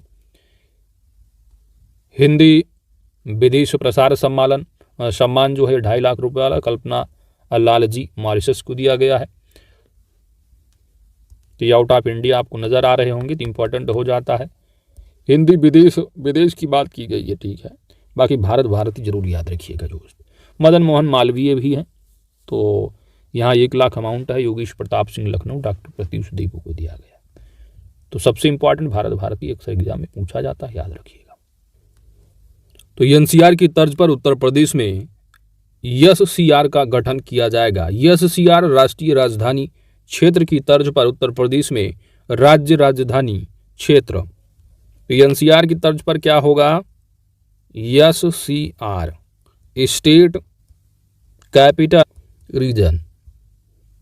सरकार का यह कदम आम आदमी को ईज ऑफ लिविंग के सभी मानकों पर विश्वस्तरीय सुविधाओं का एहसास कराने वाला सिद्ध होगा।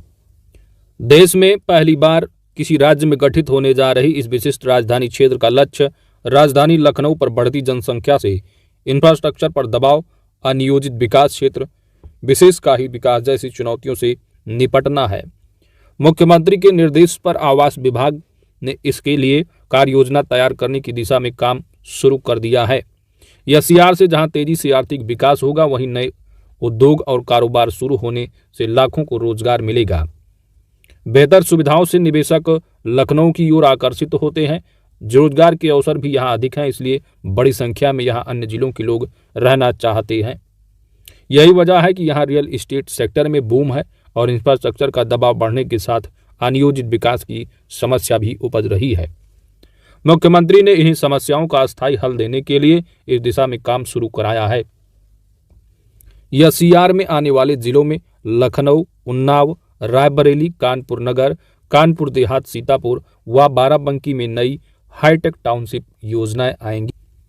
तो आपके एग्जाम के पॉइंट ऑफ व्यू से क्या होगा यहाँ पर इंपॉर्टेंट कि एससीआर में एनसीआर की तर्ज पर जो एससीआर है राज्य राजधानी क्षेत्र है, इसमें आने वाले जिले कौन से हैं इसको याद रखना है।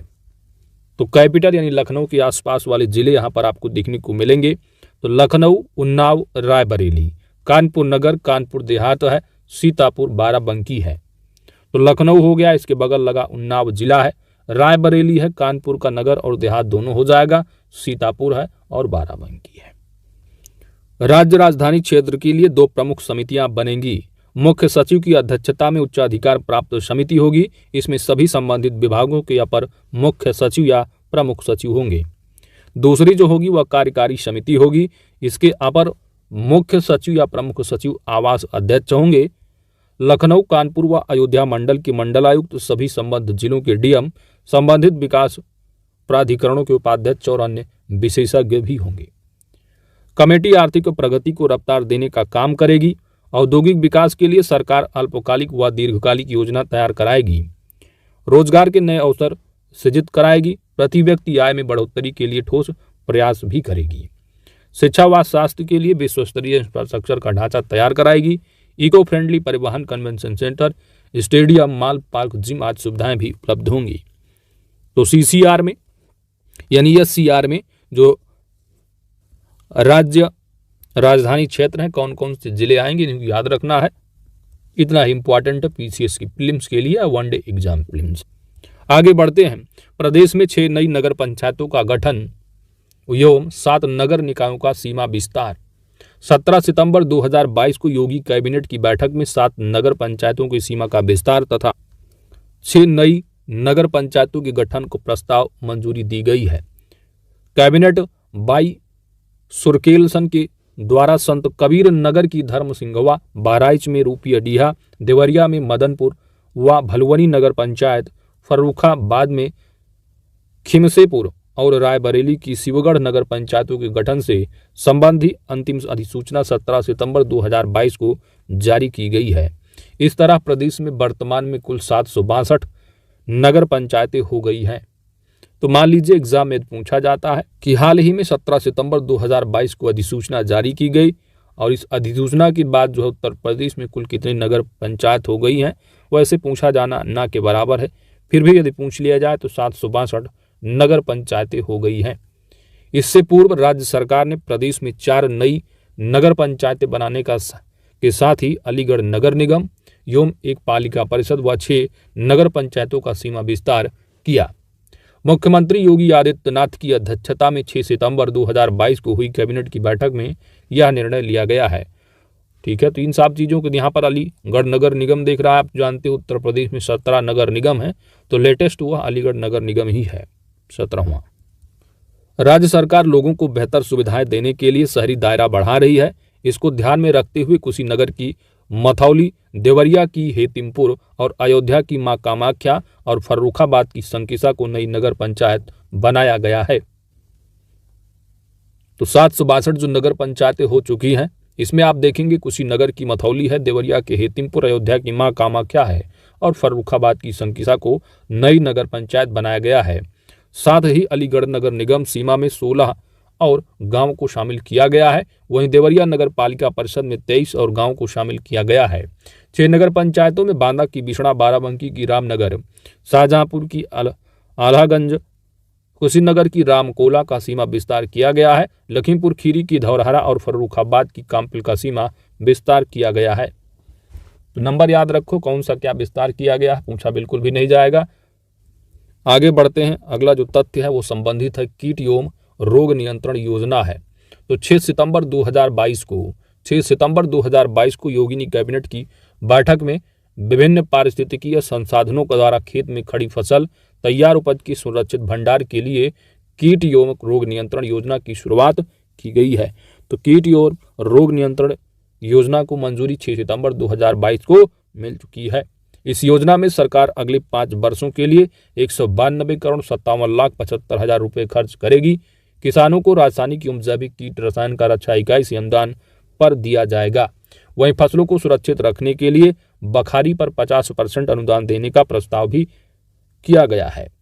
कृषि मंत्री सूर्य प्रताप शाही, उत्तर प्रदेश कृषि मंत्री सूर्य प्रताप शाही के मुताबिक फसलों में खरपतवार रोग तथा कीट से होने वाली क्षति को नियंत्रित करने के लिए वर्ष 2022-23 से वर्ष 2026-27 तक की अवधि के लिए, तो ये इंपॉर्टेंट अवधि है आपके लिए, 2022-23 से 26-27 तक टारगेट है। इस अवधि के लिए विभिन्न पारिस्थितिकीय संसाधनों द्वारा कीट एवं रोग नियंत्रण योजना अनुमोदित की गई है। अगला फैक्ट है कि वर्ष 2022-23 में इस योजना के तहत विभिन्न कार्य मदों में 3,417.9 लाख रुपए खर्च होंगे। ठीक है, यानी 3,417,90,000 रुपए खर्च होंगे।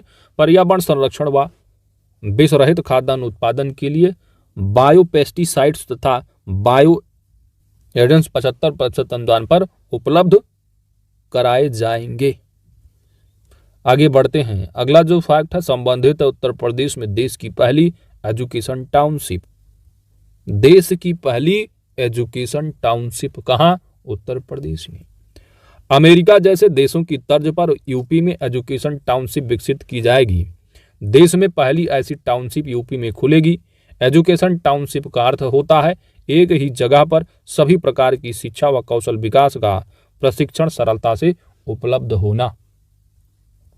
उत्तर प्रदेश के मुख्यमंत्री योगी आदित्यनाथ ने प्रदेश में ऐसी 5 टाउनशिप विकसित करने का निर्देश दिया है। तो देश में उत्तर प्रदेश में टाउनशिप होगा पहली बार। 5 टाउनशिप की बात की गई है। मुख्यमंत्री के निर्देश पर इस प्रस्ताव का मुख्य सचिव के सामने प्रस्तुतिकरण भी हो चुका है। मुख्यमंत्री ने भी प्रस्ताव पर मुहर लगा दी है। यह township single entry multiple exit यानी कोरे कागज की तरह आइए और कई हुनर लेकर जाइए के विचार पर आधारित है। एजुकेशन टाउनशिप सरकारी और निजी क्षेत्र के लिए खुला रहेगा। इस एजुकेशन टाउनशिप में देश और दुनिया के प्रतिष्ठित सरकारी और निजी विश्वविद्यालय इसमें अपना कैंपस भी खोल सकेंगे। अटल आवासीय विद्यालय जैसे प्राथमिक और माध्यमिक विद्यालय भी होंगे। स्नातक व परास्नातक की पढ़ाई के लिए विश्वविद्यालय और कॉलेज की स्थापना भी होगी।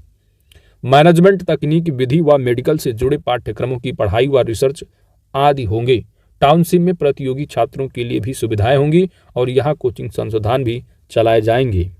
अगला फैक्ट है देश में पहली नाइट सफारी और जैव विविधता पार्क। तो देश की पहली नाइट सफारी और जैव विविधता पार्क कहाँ? यूपी में।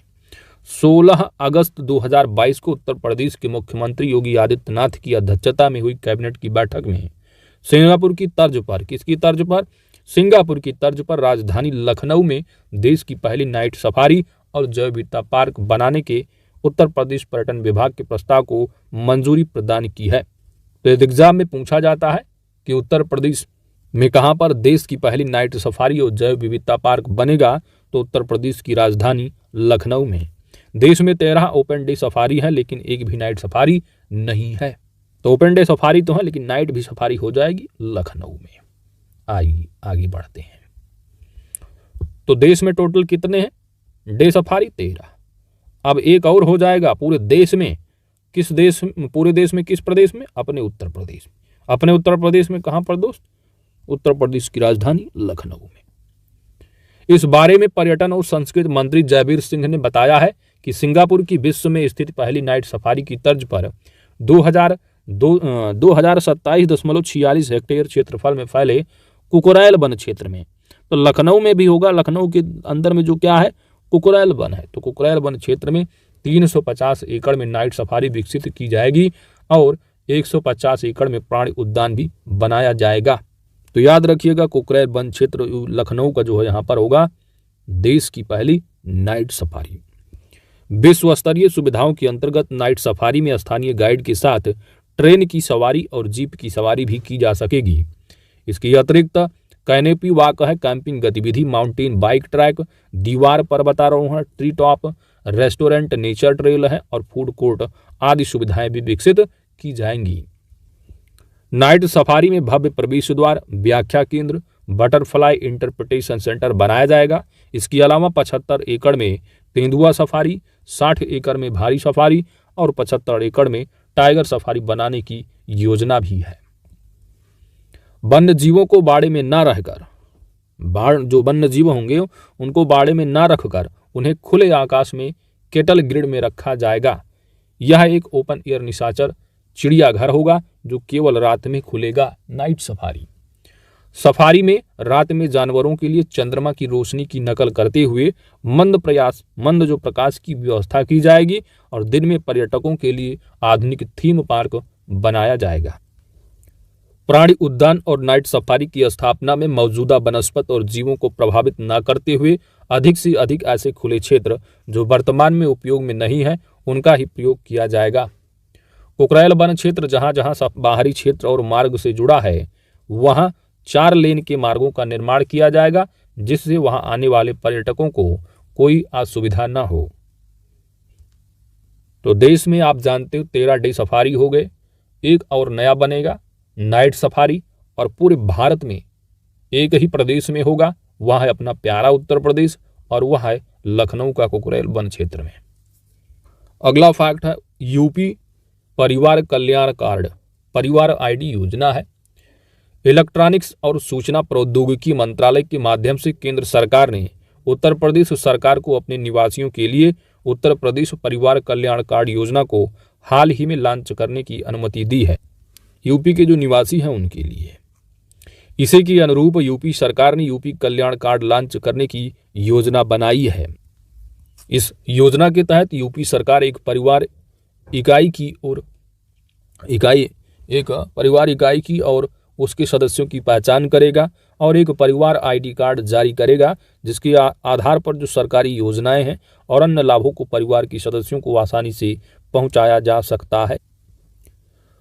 उत्तर प्रदेश सरकार ने हरियाणा और कर्नाटक राज्य की सरकारों से भी इस विषय में परामर्श किया है, जिन्होंने क्रमशः परिवार पहचान पत्र यानी हरियाणा ने परिवार पहचान पत्र और कर्नाटका के जो है कुटुंबा कार्ड के बैनर तले इसी तरह की योजनाएं शुरू की हैं।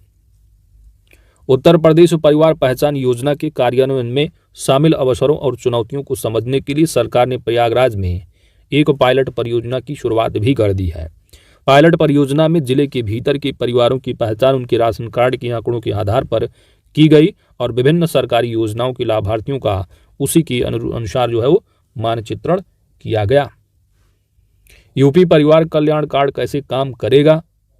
यह स्वैच्छिक पंजीकरण प्रक्रिया है, ठीक है, तो जरूरी नहीं है आप पंजीकरण कराओ, आपकी इच्छा है, स्वैच्छिक है। स्वैच्छिक पंजीकरण प्रक्रिया है।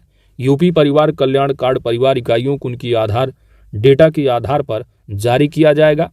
तो आधार कार्ड जो होगा आधार डेटा होगा उसी के आधार पर होगा।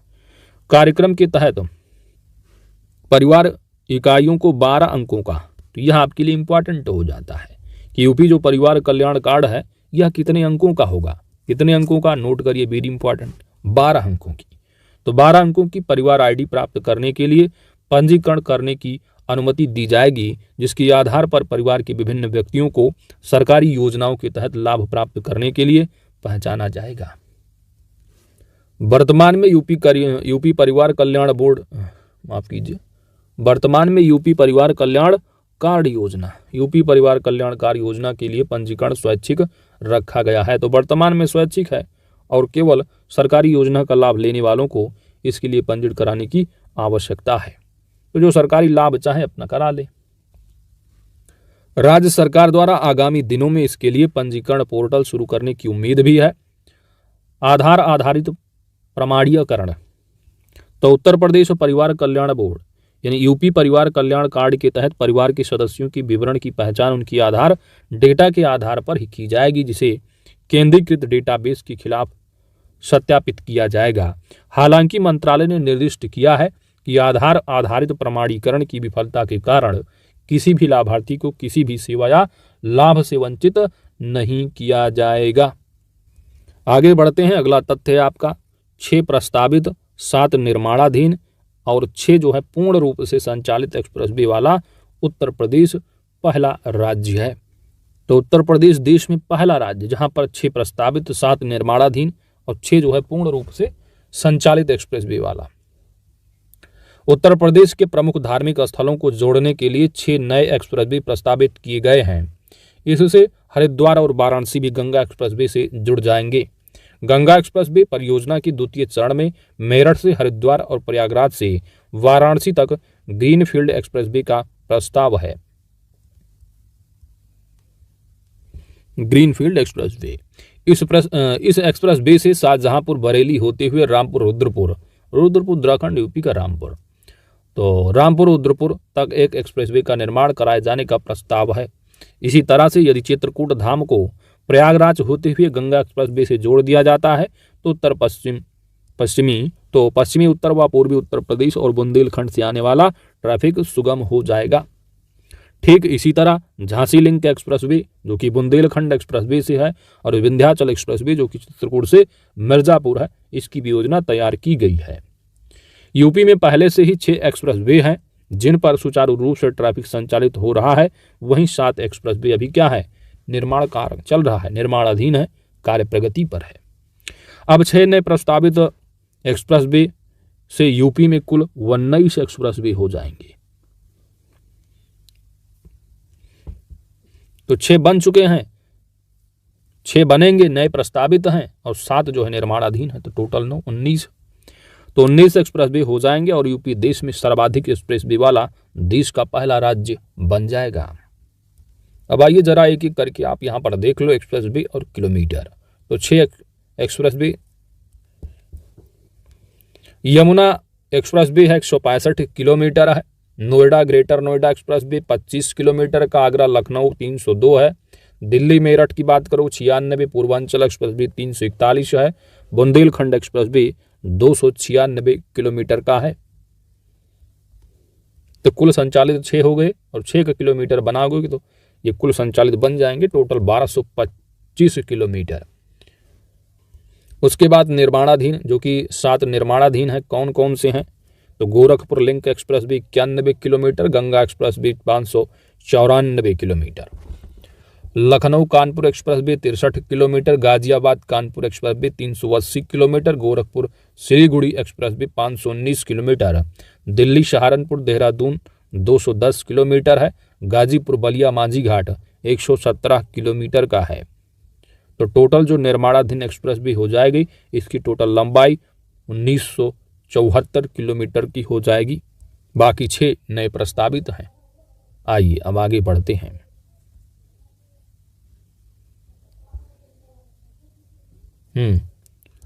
उत्तर प्रदेश ई अभियोजन पोर्टल से मामलों को निपटाने में शीर्ष पर। तो ई अभियोजन पोर्टल से मामलों को निपटाने में शीर्ष पर पूरे भारत में कौन सा राज्य है, वो है उत्तर प्रदेश।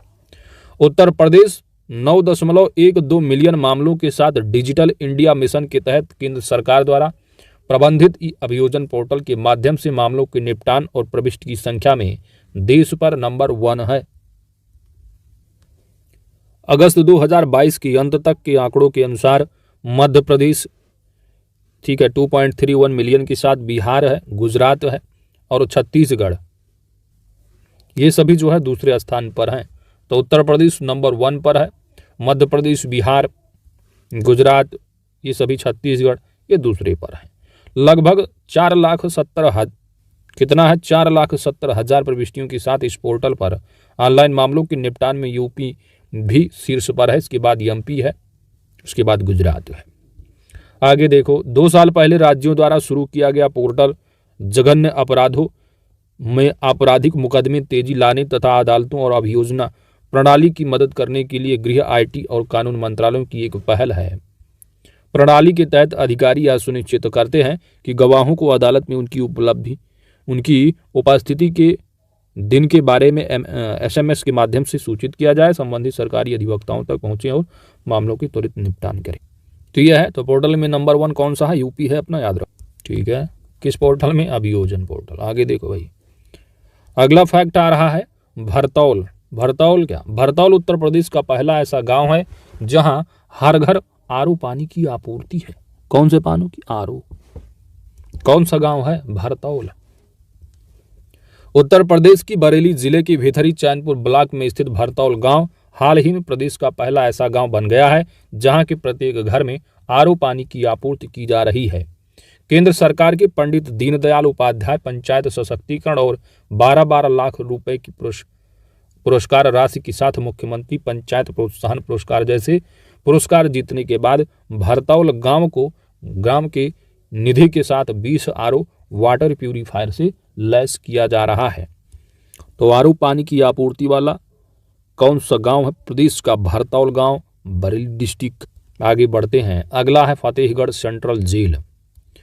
फतेहगढ़ सेंट्रल जेल को 5 स्टार ईट राइट सर्टिफिकेट मिला है। तो फतेहगढ़ सेंट्रल जेल जो कि उत्तर प्रदेश के फर्रुखा जिले में स्थित है। उत्तर प्रदेश के फर्रुखा जिले के फतेहगढ़ सेंट्रल जेल में बंद 1100 से अधिक कैदियों को परोसे जाने वाले भोजन की क्वालिटी ऐसी है कि इसे भारतीय खाद्य सुरक्षा और मानक प्राधिकरण FSSAI ने हाल ही में 5 स्टार की रेटिंग दी है। तो फतेहगढ़ सेंट्रल जेल है। फतेहगढ़ सेंट्रल जेल कहाँ पर स्थित है? फर्रुखाबाद जिले में स्थित है। इसको FSSAI के द्वारा 5 स्टार रेटिंग दी गई है। FSSAI की ओर से फाइनल में शामिल थर्ड पार्टी की ऑडिट ने जेल को 5 स्टार ईट राइट सर्टिफिकेट दिया है। प्रमाण पत्र 18 अगस्त 2024 तक वैध रहेगा। कब तक? 2024 तक, 18 अगस्त। फतेहगढ़ जिला जेल के जेलर अखिलेश कुमार के अनुसार जेल में शाकाहारी भोजन परोसा जाता है। हर दिन कैदियों को अलग अलग तरह का खाना दिया जाता है। दालों में अरहर, मसूर, चना और उड़द बारी बारी से कैदियों को परोसी जाती है। ठीक है। तो फतेहगढ़ जो सेंट्रल जेल है, सेंट्रल जेल फर्रुखाबाद में लोकेटेड है। ठीक है, आगे बढ़ते हैं। तो दाल में देखा परोसी गई अरहर दाल है, मसूर है, चना है, उड़द है।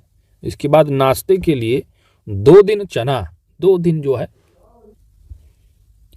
3 दिन दलिया परोसा जाता है। उनके अनुसार खाना पकाने के पारंपरिक तरीकों की जगह रोटी बनाने की मशीन, आटा गूंथने की मशीन और सब्जी काटने की मशीनों के साथ जेल में खाना पकाने में भी बदलाव आया है। अगला तथ्य है वैक्यूम आधारित सीवर सिस्टम वाला देश का पहला जिला कौन सा है? देश का पहला, भारत में नंबर 1, पहले नंबर पर कौन सा जिला पहला होगा? आगरा। उत्तर प्रदेश का आगरा जिला है। वैक्यूम आधारित सीवर सिस्टम वाला देश का पहला शहर बन गया है।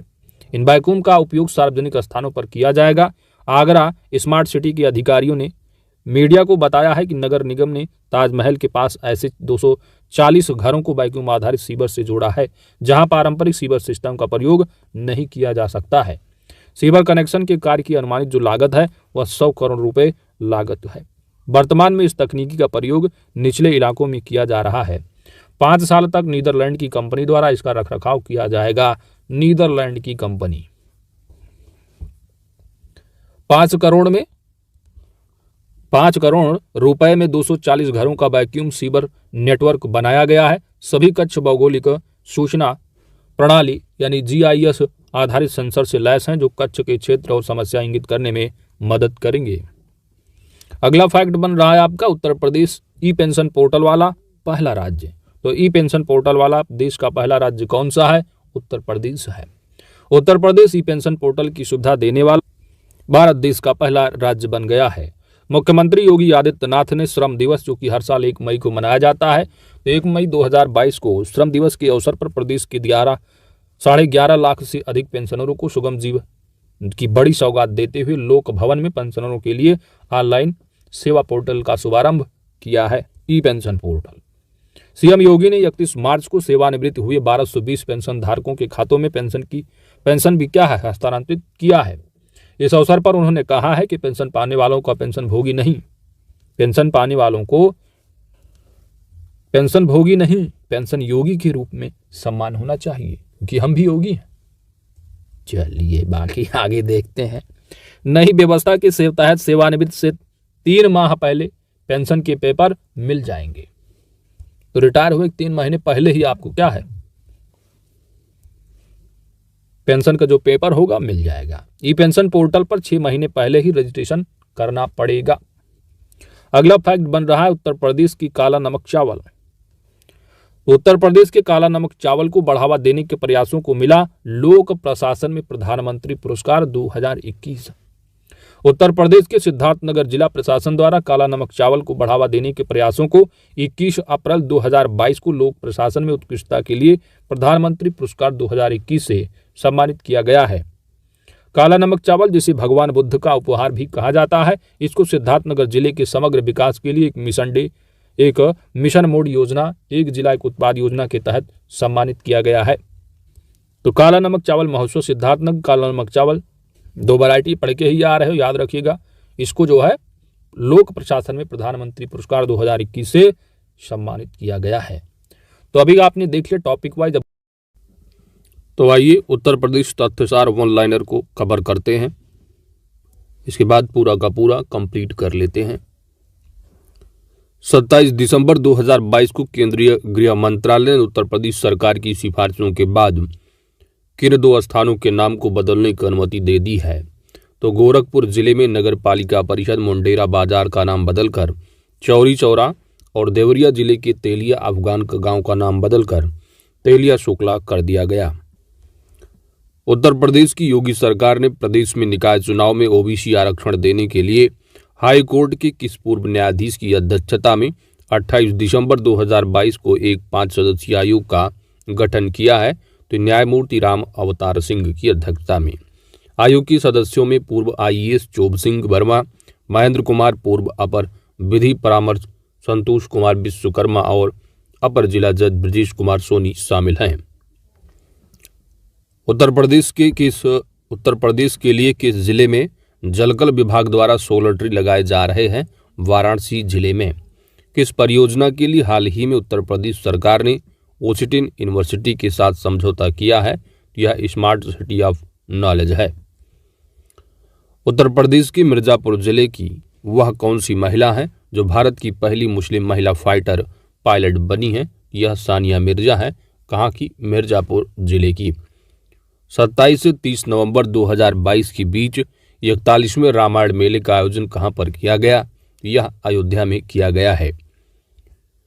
प्रदेश में फरवरी 2023 को प्रस्तावित ग्लोबल इन्वेस्टर समिट के लिए दिसंबर 2022 में 16 देशों में प्रदेश के प्रमुख मंत्रियों द्वारा किए गए रोड शो के बाद कितने करोड़ का निवेश प्रस्ताव प्राप्त हुआ है? यह 7,12,288 करोड़ रुपए का। उत्तर प्रदेश सरकार के प्रयागराज जिले के 2 साहित्यकार जिन्हें हिंदी और उर्दू भाषा के लिए वर्ष 2022 की साहित्य अकादमी पुरस्कार से सम्मानित किया गया है।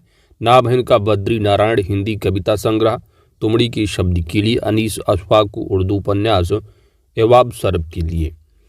दिसंबर 2022 में उत्तर प्रदेश सरकार ने किस IIT का चुनाव उत्तर प्रदेश को स्टार्टअप हब बनाने के लिए किया है?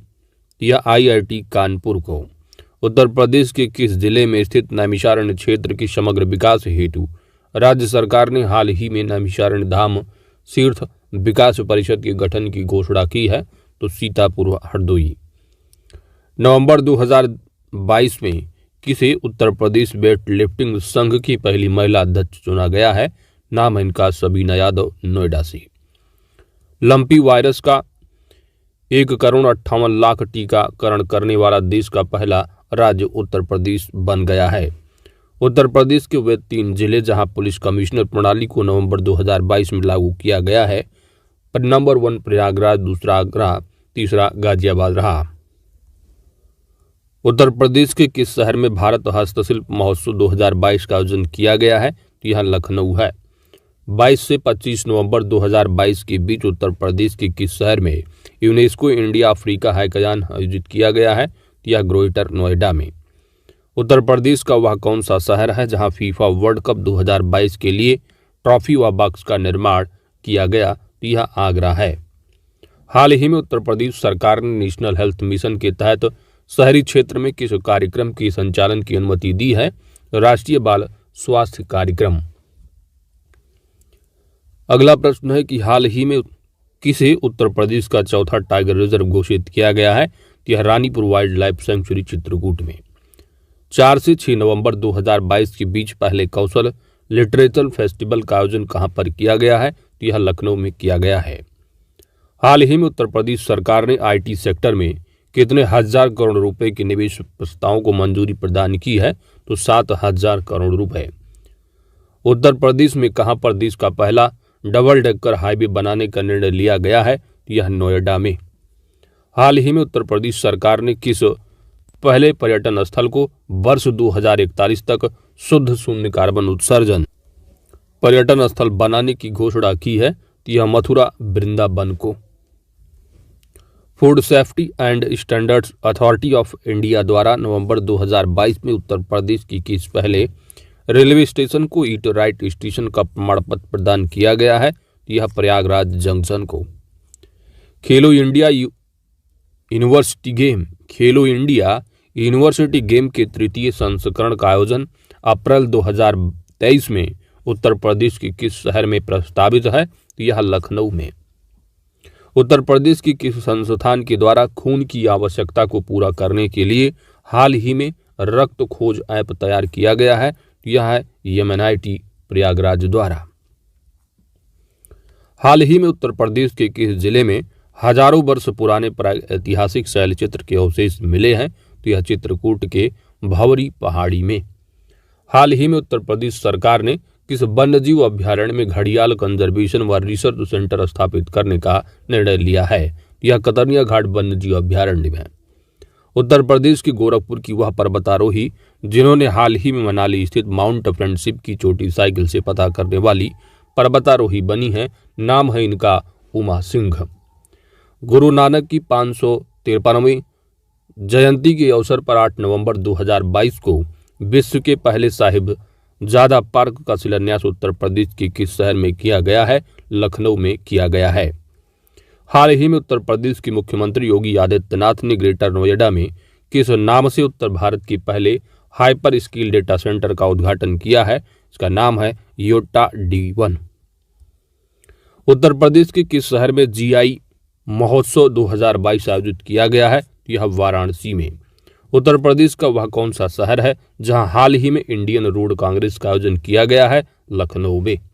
27 अक्टूबर 2022 को एशिया की पहली पैथोजन रिडक्शन मशीन का शुभारंभ किया गया है। यह लखनऊ में किया गया है। 15 से 17 अक्टूबर 2022 के बीच डाक टिकट प्रदर्शनी यूफिलेक्स 2022 का आयोजन उत्तर प्रदेश में लखनऊ में किया गया है। 11 से 12 नवंबर 2022 को गंगा केंद्रीय बंदरगाह जहाजरानी और जलमार्ग मंत्रालय के भारतीय जलमार्ग प्राधिकरण की ओर से कहां पर PM गति शक्ति मल्टी मॉडल का जलमार्ग शिखर सम्मेलन को आयोजित किया गया है। यह वाराणसी में आयोजित किया गया है।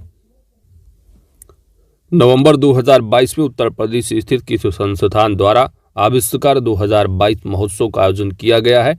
यह MNIT प्रयागराज। उत्तर प्रदेश स्थित वह सेंचुरी जिसका हाल ही में नया नक्शा जारी किया गया है।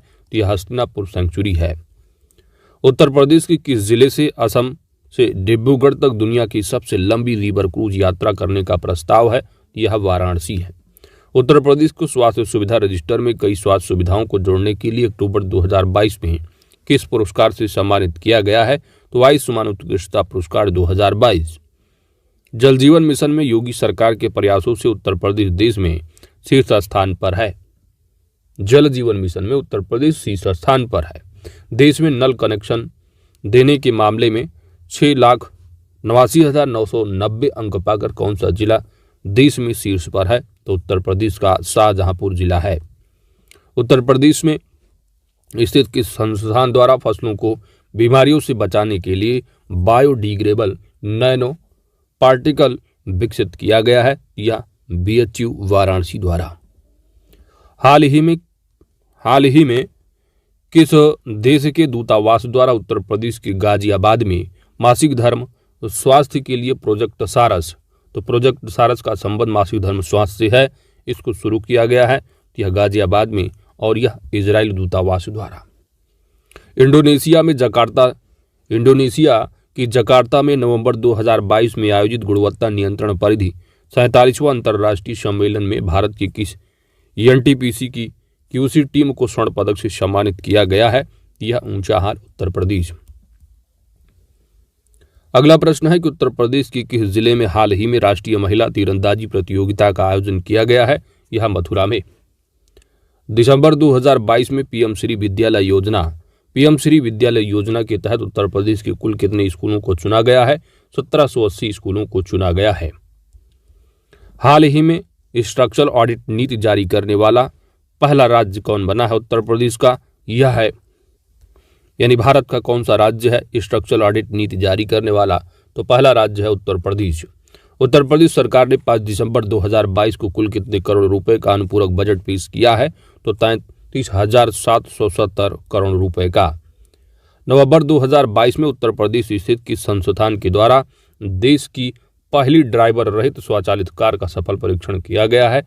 यह है NIT प्रयागराज। उत्तर प्रदेश परिवहन विभाग में पहली महिला ड्राइवर के रूप में हाल ही में किसे नियुक्त किया गया है? नाम है इनका प्रियंका शर्मा। प्रधानमंत्री के मिशन अमृत सरोवर के तहत 8,462 अमृत सरोवर झीलों के निर्माण के मामले में कौन सा राज्य देश का पहला राज्य बनकर उभरा है? यह उत्तर प्रदेश है। मुख्यमंत्री योगी आदित्यनाथ की अध्यक्षता में 6 सितंबर 2022 को हुई कैबिनेट की बैठक में 4 नई नगर पंचायतों के गठन की घोषणा के बाद पुनः 17 सितंबर 2022 को 6 और नई नगर पंचायतों के गठन के बाद प्रदेश में अब नए नगर निकायों की संख्या कुल कितनी हो गई है? तो उत्तर प्रदेश में टोटल नगर निकायों की संख्या 762 हो गई है। फ्री राशन योजना के बाद उत्तर प्रदेश की योगी सरकार ने अगस्त 2022 में किस अन्य योजना को बंद करने की घोषणा की है? तो इसका नाम है व्यक्तिगत शादी अनुदान योजना। 192 करोड़ रुपए से अधिक राशि वाली वह कौन सी योजना है जिसे 6 सितंबर 2022 को कैबिनेट की बैठक में मुख्यमंत्री योगी ने मंजूरी प्रदान की है? यह योजना है कीट एवं रोग नियंत्रण योजना। 6 सितंबर 2022 को उत्तर प्रदेश के मुख्यमंत्री योगी आदित्यनाथ ने हाल ही में प्रदेश में कहां पर सिंगापुर की तर्ज पर देश का पहला नाइट सफारी और जैव विविधता पार्क खोलने की घोषणा की है? यह लखनऊ में।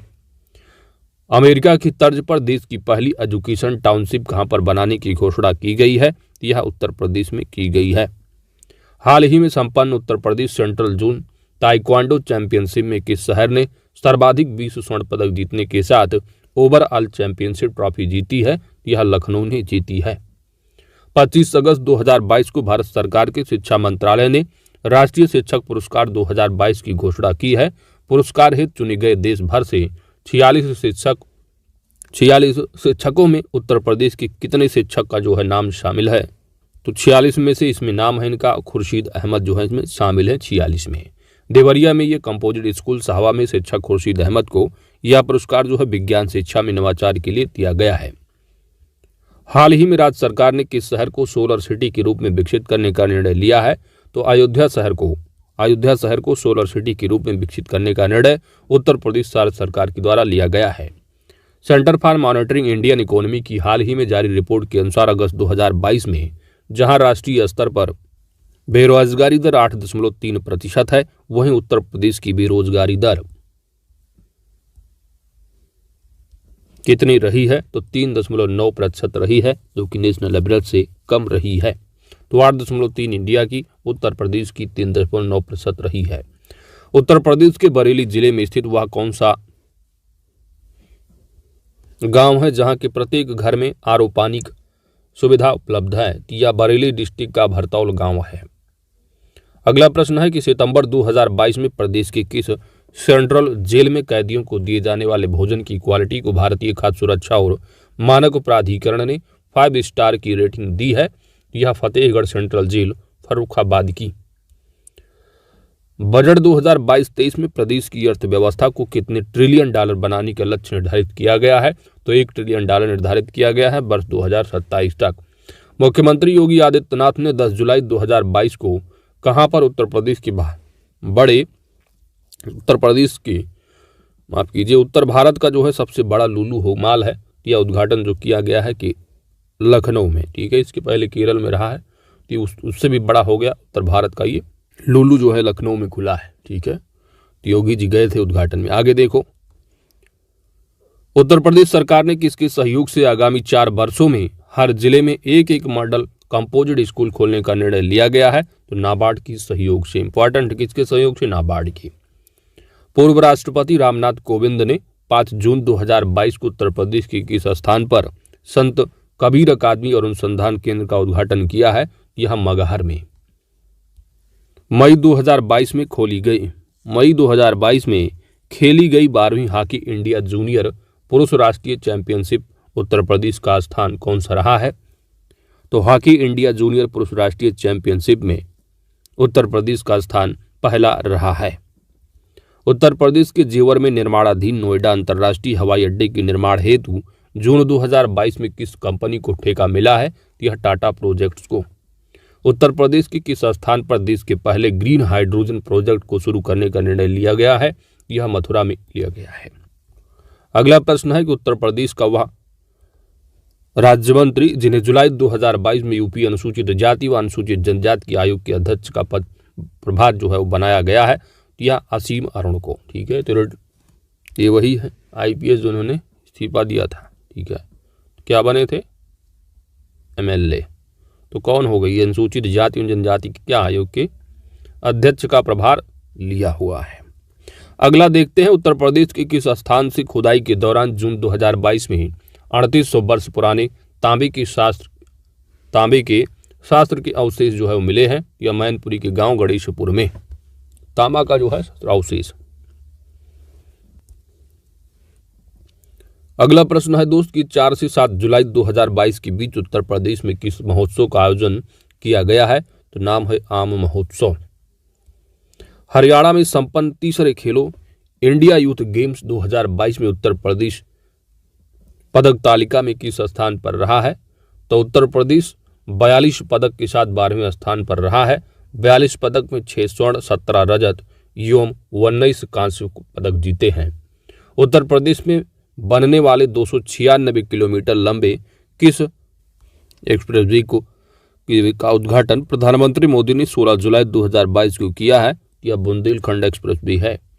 दक्षिण कोरिया में 22 से 30 जून 2022 के बीच आयोजित मिसेज यूनिवर्स डिवाइन 2022 प्रतियोगिता का खिताब उत्तर प्रदेश की किस सुंदरी ने जीता है? यह पल्लवी सिंह कानपुर की है। 13 एक्सप्रेसवे बनने वाला देश का पहला राज्य कौन सा है? तो 13 में आप जानते हो उत्तर प्रदेश जो है नंबर 1 है। 13 में आप कौन से हैं? 13 में तो 6 जो है बन चुके हैं, 7 निर्माणाधीन हैं और 6 और प्रस्तावित है, तो टोटल 19 हैं। लेकिन यहाँ पर बनाने वाले की बात की गई है तो 13 लोग हैं। 3200 किलोमीटर के साथ 13 एक्सप्रेसवे में से 7 पर काम जो है जारी है, जबकि 6 संचालित हैं और 6 और प्रस्तावित भी। तो टोटल 19 की बात की गई है। मुकुल गोयल की जगह किसे 13 मई 2022 को उत्तर प्रदेश का कार्यवाहक पुलिस महानिदेशक नियुक्त किया गया है? नाम है देवेंद्र सिंह चौहान। 12 मई 2022 को NSDC इंटरनेशनल तथा हिंदुस्तान पोर्ट्स प्राइवेट लिमिटेड के बीच उत्तर प्रदेश की किस स्थान पर स्किल इंडिया अंतर्राष्ट्रीय केंद्र की स्थापना हेतु समझौता ज्ञापन पर हस्ताक्षर किया गया है? यह वाराणसी है। 1 मई 2022 को अंतर्राष्ट्रीय मजदूर दिवस के अवसर पर मुख्यमंत्री योगी आदित्यनाथ ने सेवानिवृत्त सरकारी कर्मचारियों के पेंशन का पारदर्शी बनाने के लिए किस पोर्टल को लॉन्च किया है? तो ये ई पेंशन पोर्टल है। और देश में आप जानते हो ई पेंशन पोर्टल जारी करने वाला उत्तर प्रदेश पहला राज्य बन गया है। 18 से 20 अप्रैल 2022 को सूरत में स्मार्ट सिटी स्मार्ट शहरीकरण सम्मेलन में सर्वश्रेष्ठ राज्य का पुरस्कार प्रदान किसको किया गया है? प्यारे उत्तर प्रदेश को किया गया है।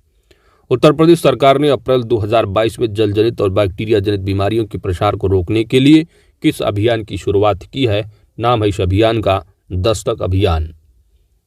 मार्च 2022 में किस लोक गायिका को लोक निर्मला सम्मान 2022 से सम्मानित किया गया है? नाम है इनका शारदा सिन्हा। प्रधानमंत्री नरेंद्र मोदी ने पिछले दिनों मेरठ के किस कस्बे में मेजर ध्यानचंद यूनिवर्सिटी की आधारशिला रखी है? यह सरधना कस्बा सलवा और कैली गांव में। हाल ही में जल शक्ति मंत्रालय द्वारा किस दिशा में उल्लेखनीय प्रयास के लिए उत्तर प्रदेश को शीर्ष स्थान प्रदान किया गया है? तो जल संरक्षण में। उत्तर प्रदेश के मुख्यमंत्री योगी आदित्यनाथ ने आजमगढ़ विश्वविद्यालय का नाम महाराजा सुहेलदेव विश्वविद्यालय रखने की घोषणा की है। उत्तर प्रदेश का वह कौन सा जिला है जहां पर देश का पहला अमृत सरोवर अप्रैल 2022 में पूरा किया गया है? तो रामपुर है। और डिटेल में पढ़ के आ रहे हो, अमृत सरोवर में नंबर 1 प्यारा उत्तर प्रदेश है। तो इसी 154 पेज के साथ पूरा का पूरा यूपी स्पेशल आपका जो रहा है वह कंप्लीट हो जाता है। बाकी का पीडीएफ आपको टेलीग्राम चैनल पर जो है लिंक दे दिया गया है बुक का, आप वहां से जो है डाउनलोड करके पूरा अच्छे से टॉपिक वाइज अच्छे से कवर कीजिएगा दोस्तों। और इसके पीडीएफ का लिंक आपको वीडियो के डिस्क्रिप्शन में भी मिल जाएगा। कमेंट बॉक्स में जाइएगा, पिन किया हुआ लिंक मिल जाएगा। विदिन 24 आवर आपको मिल जाएगा। Thanks for watching, God bless you all. ठीक है, तो इससे संबंधित 2 वीडियो प्रॉमिस की 2 वीडियो कंप्लीट कर दिया है। अब आप लोग पीडीएफ से रिवाइज कीजिएगा। Thanks for watching.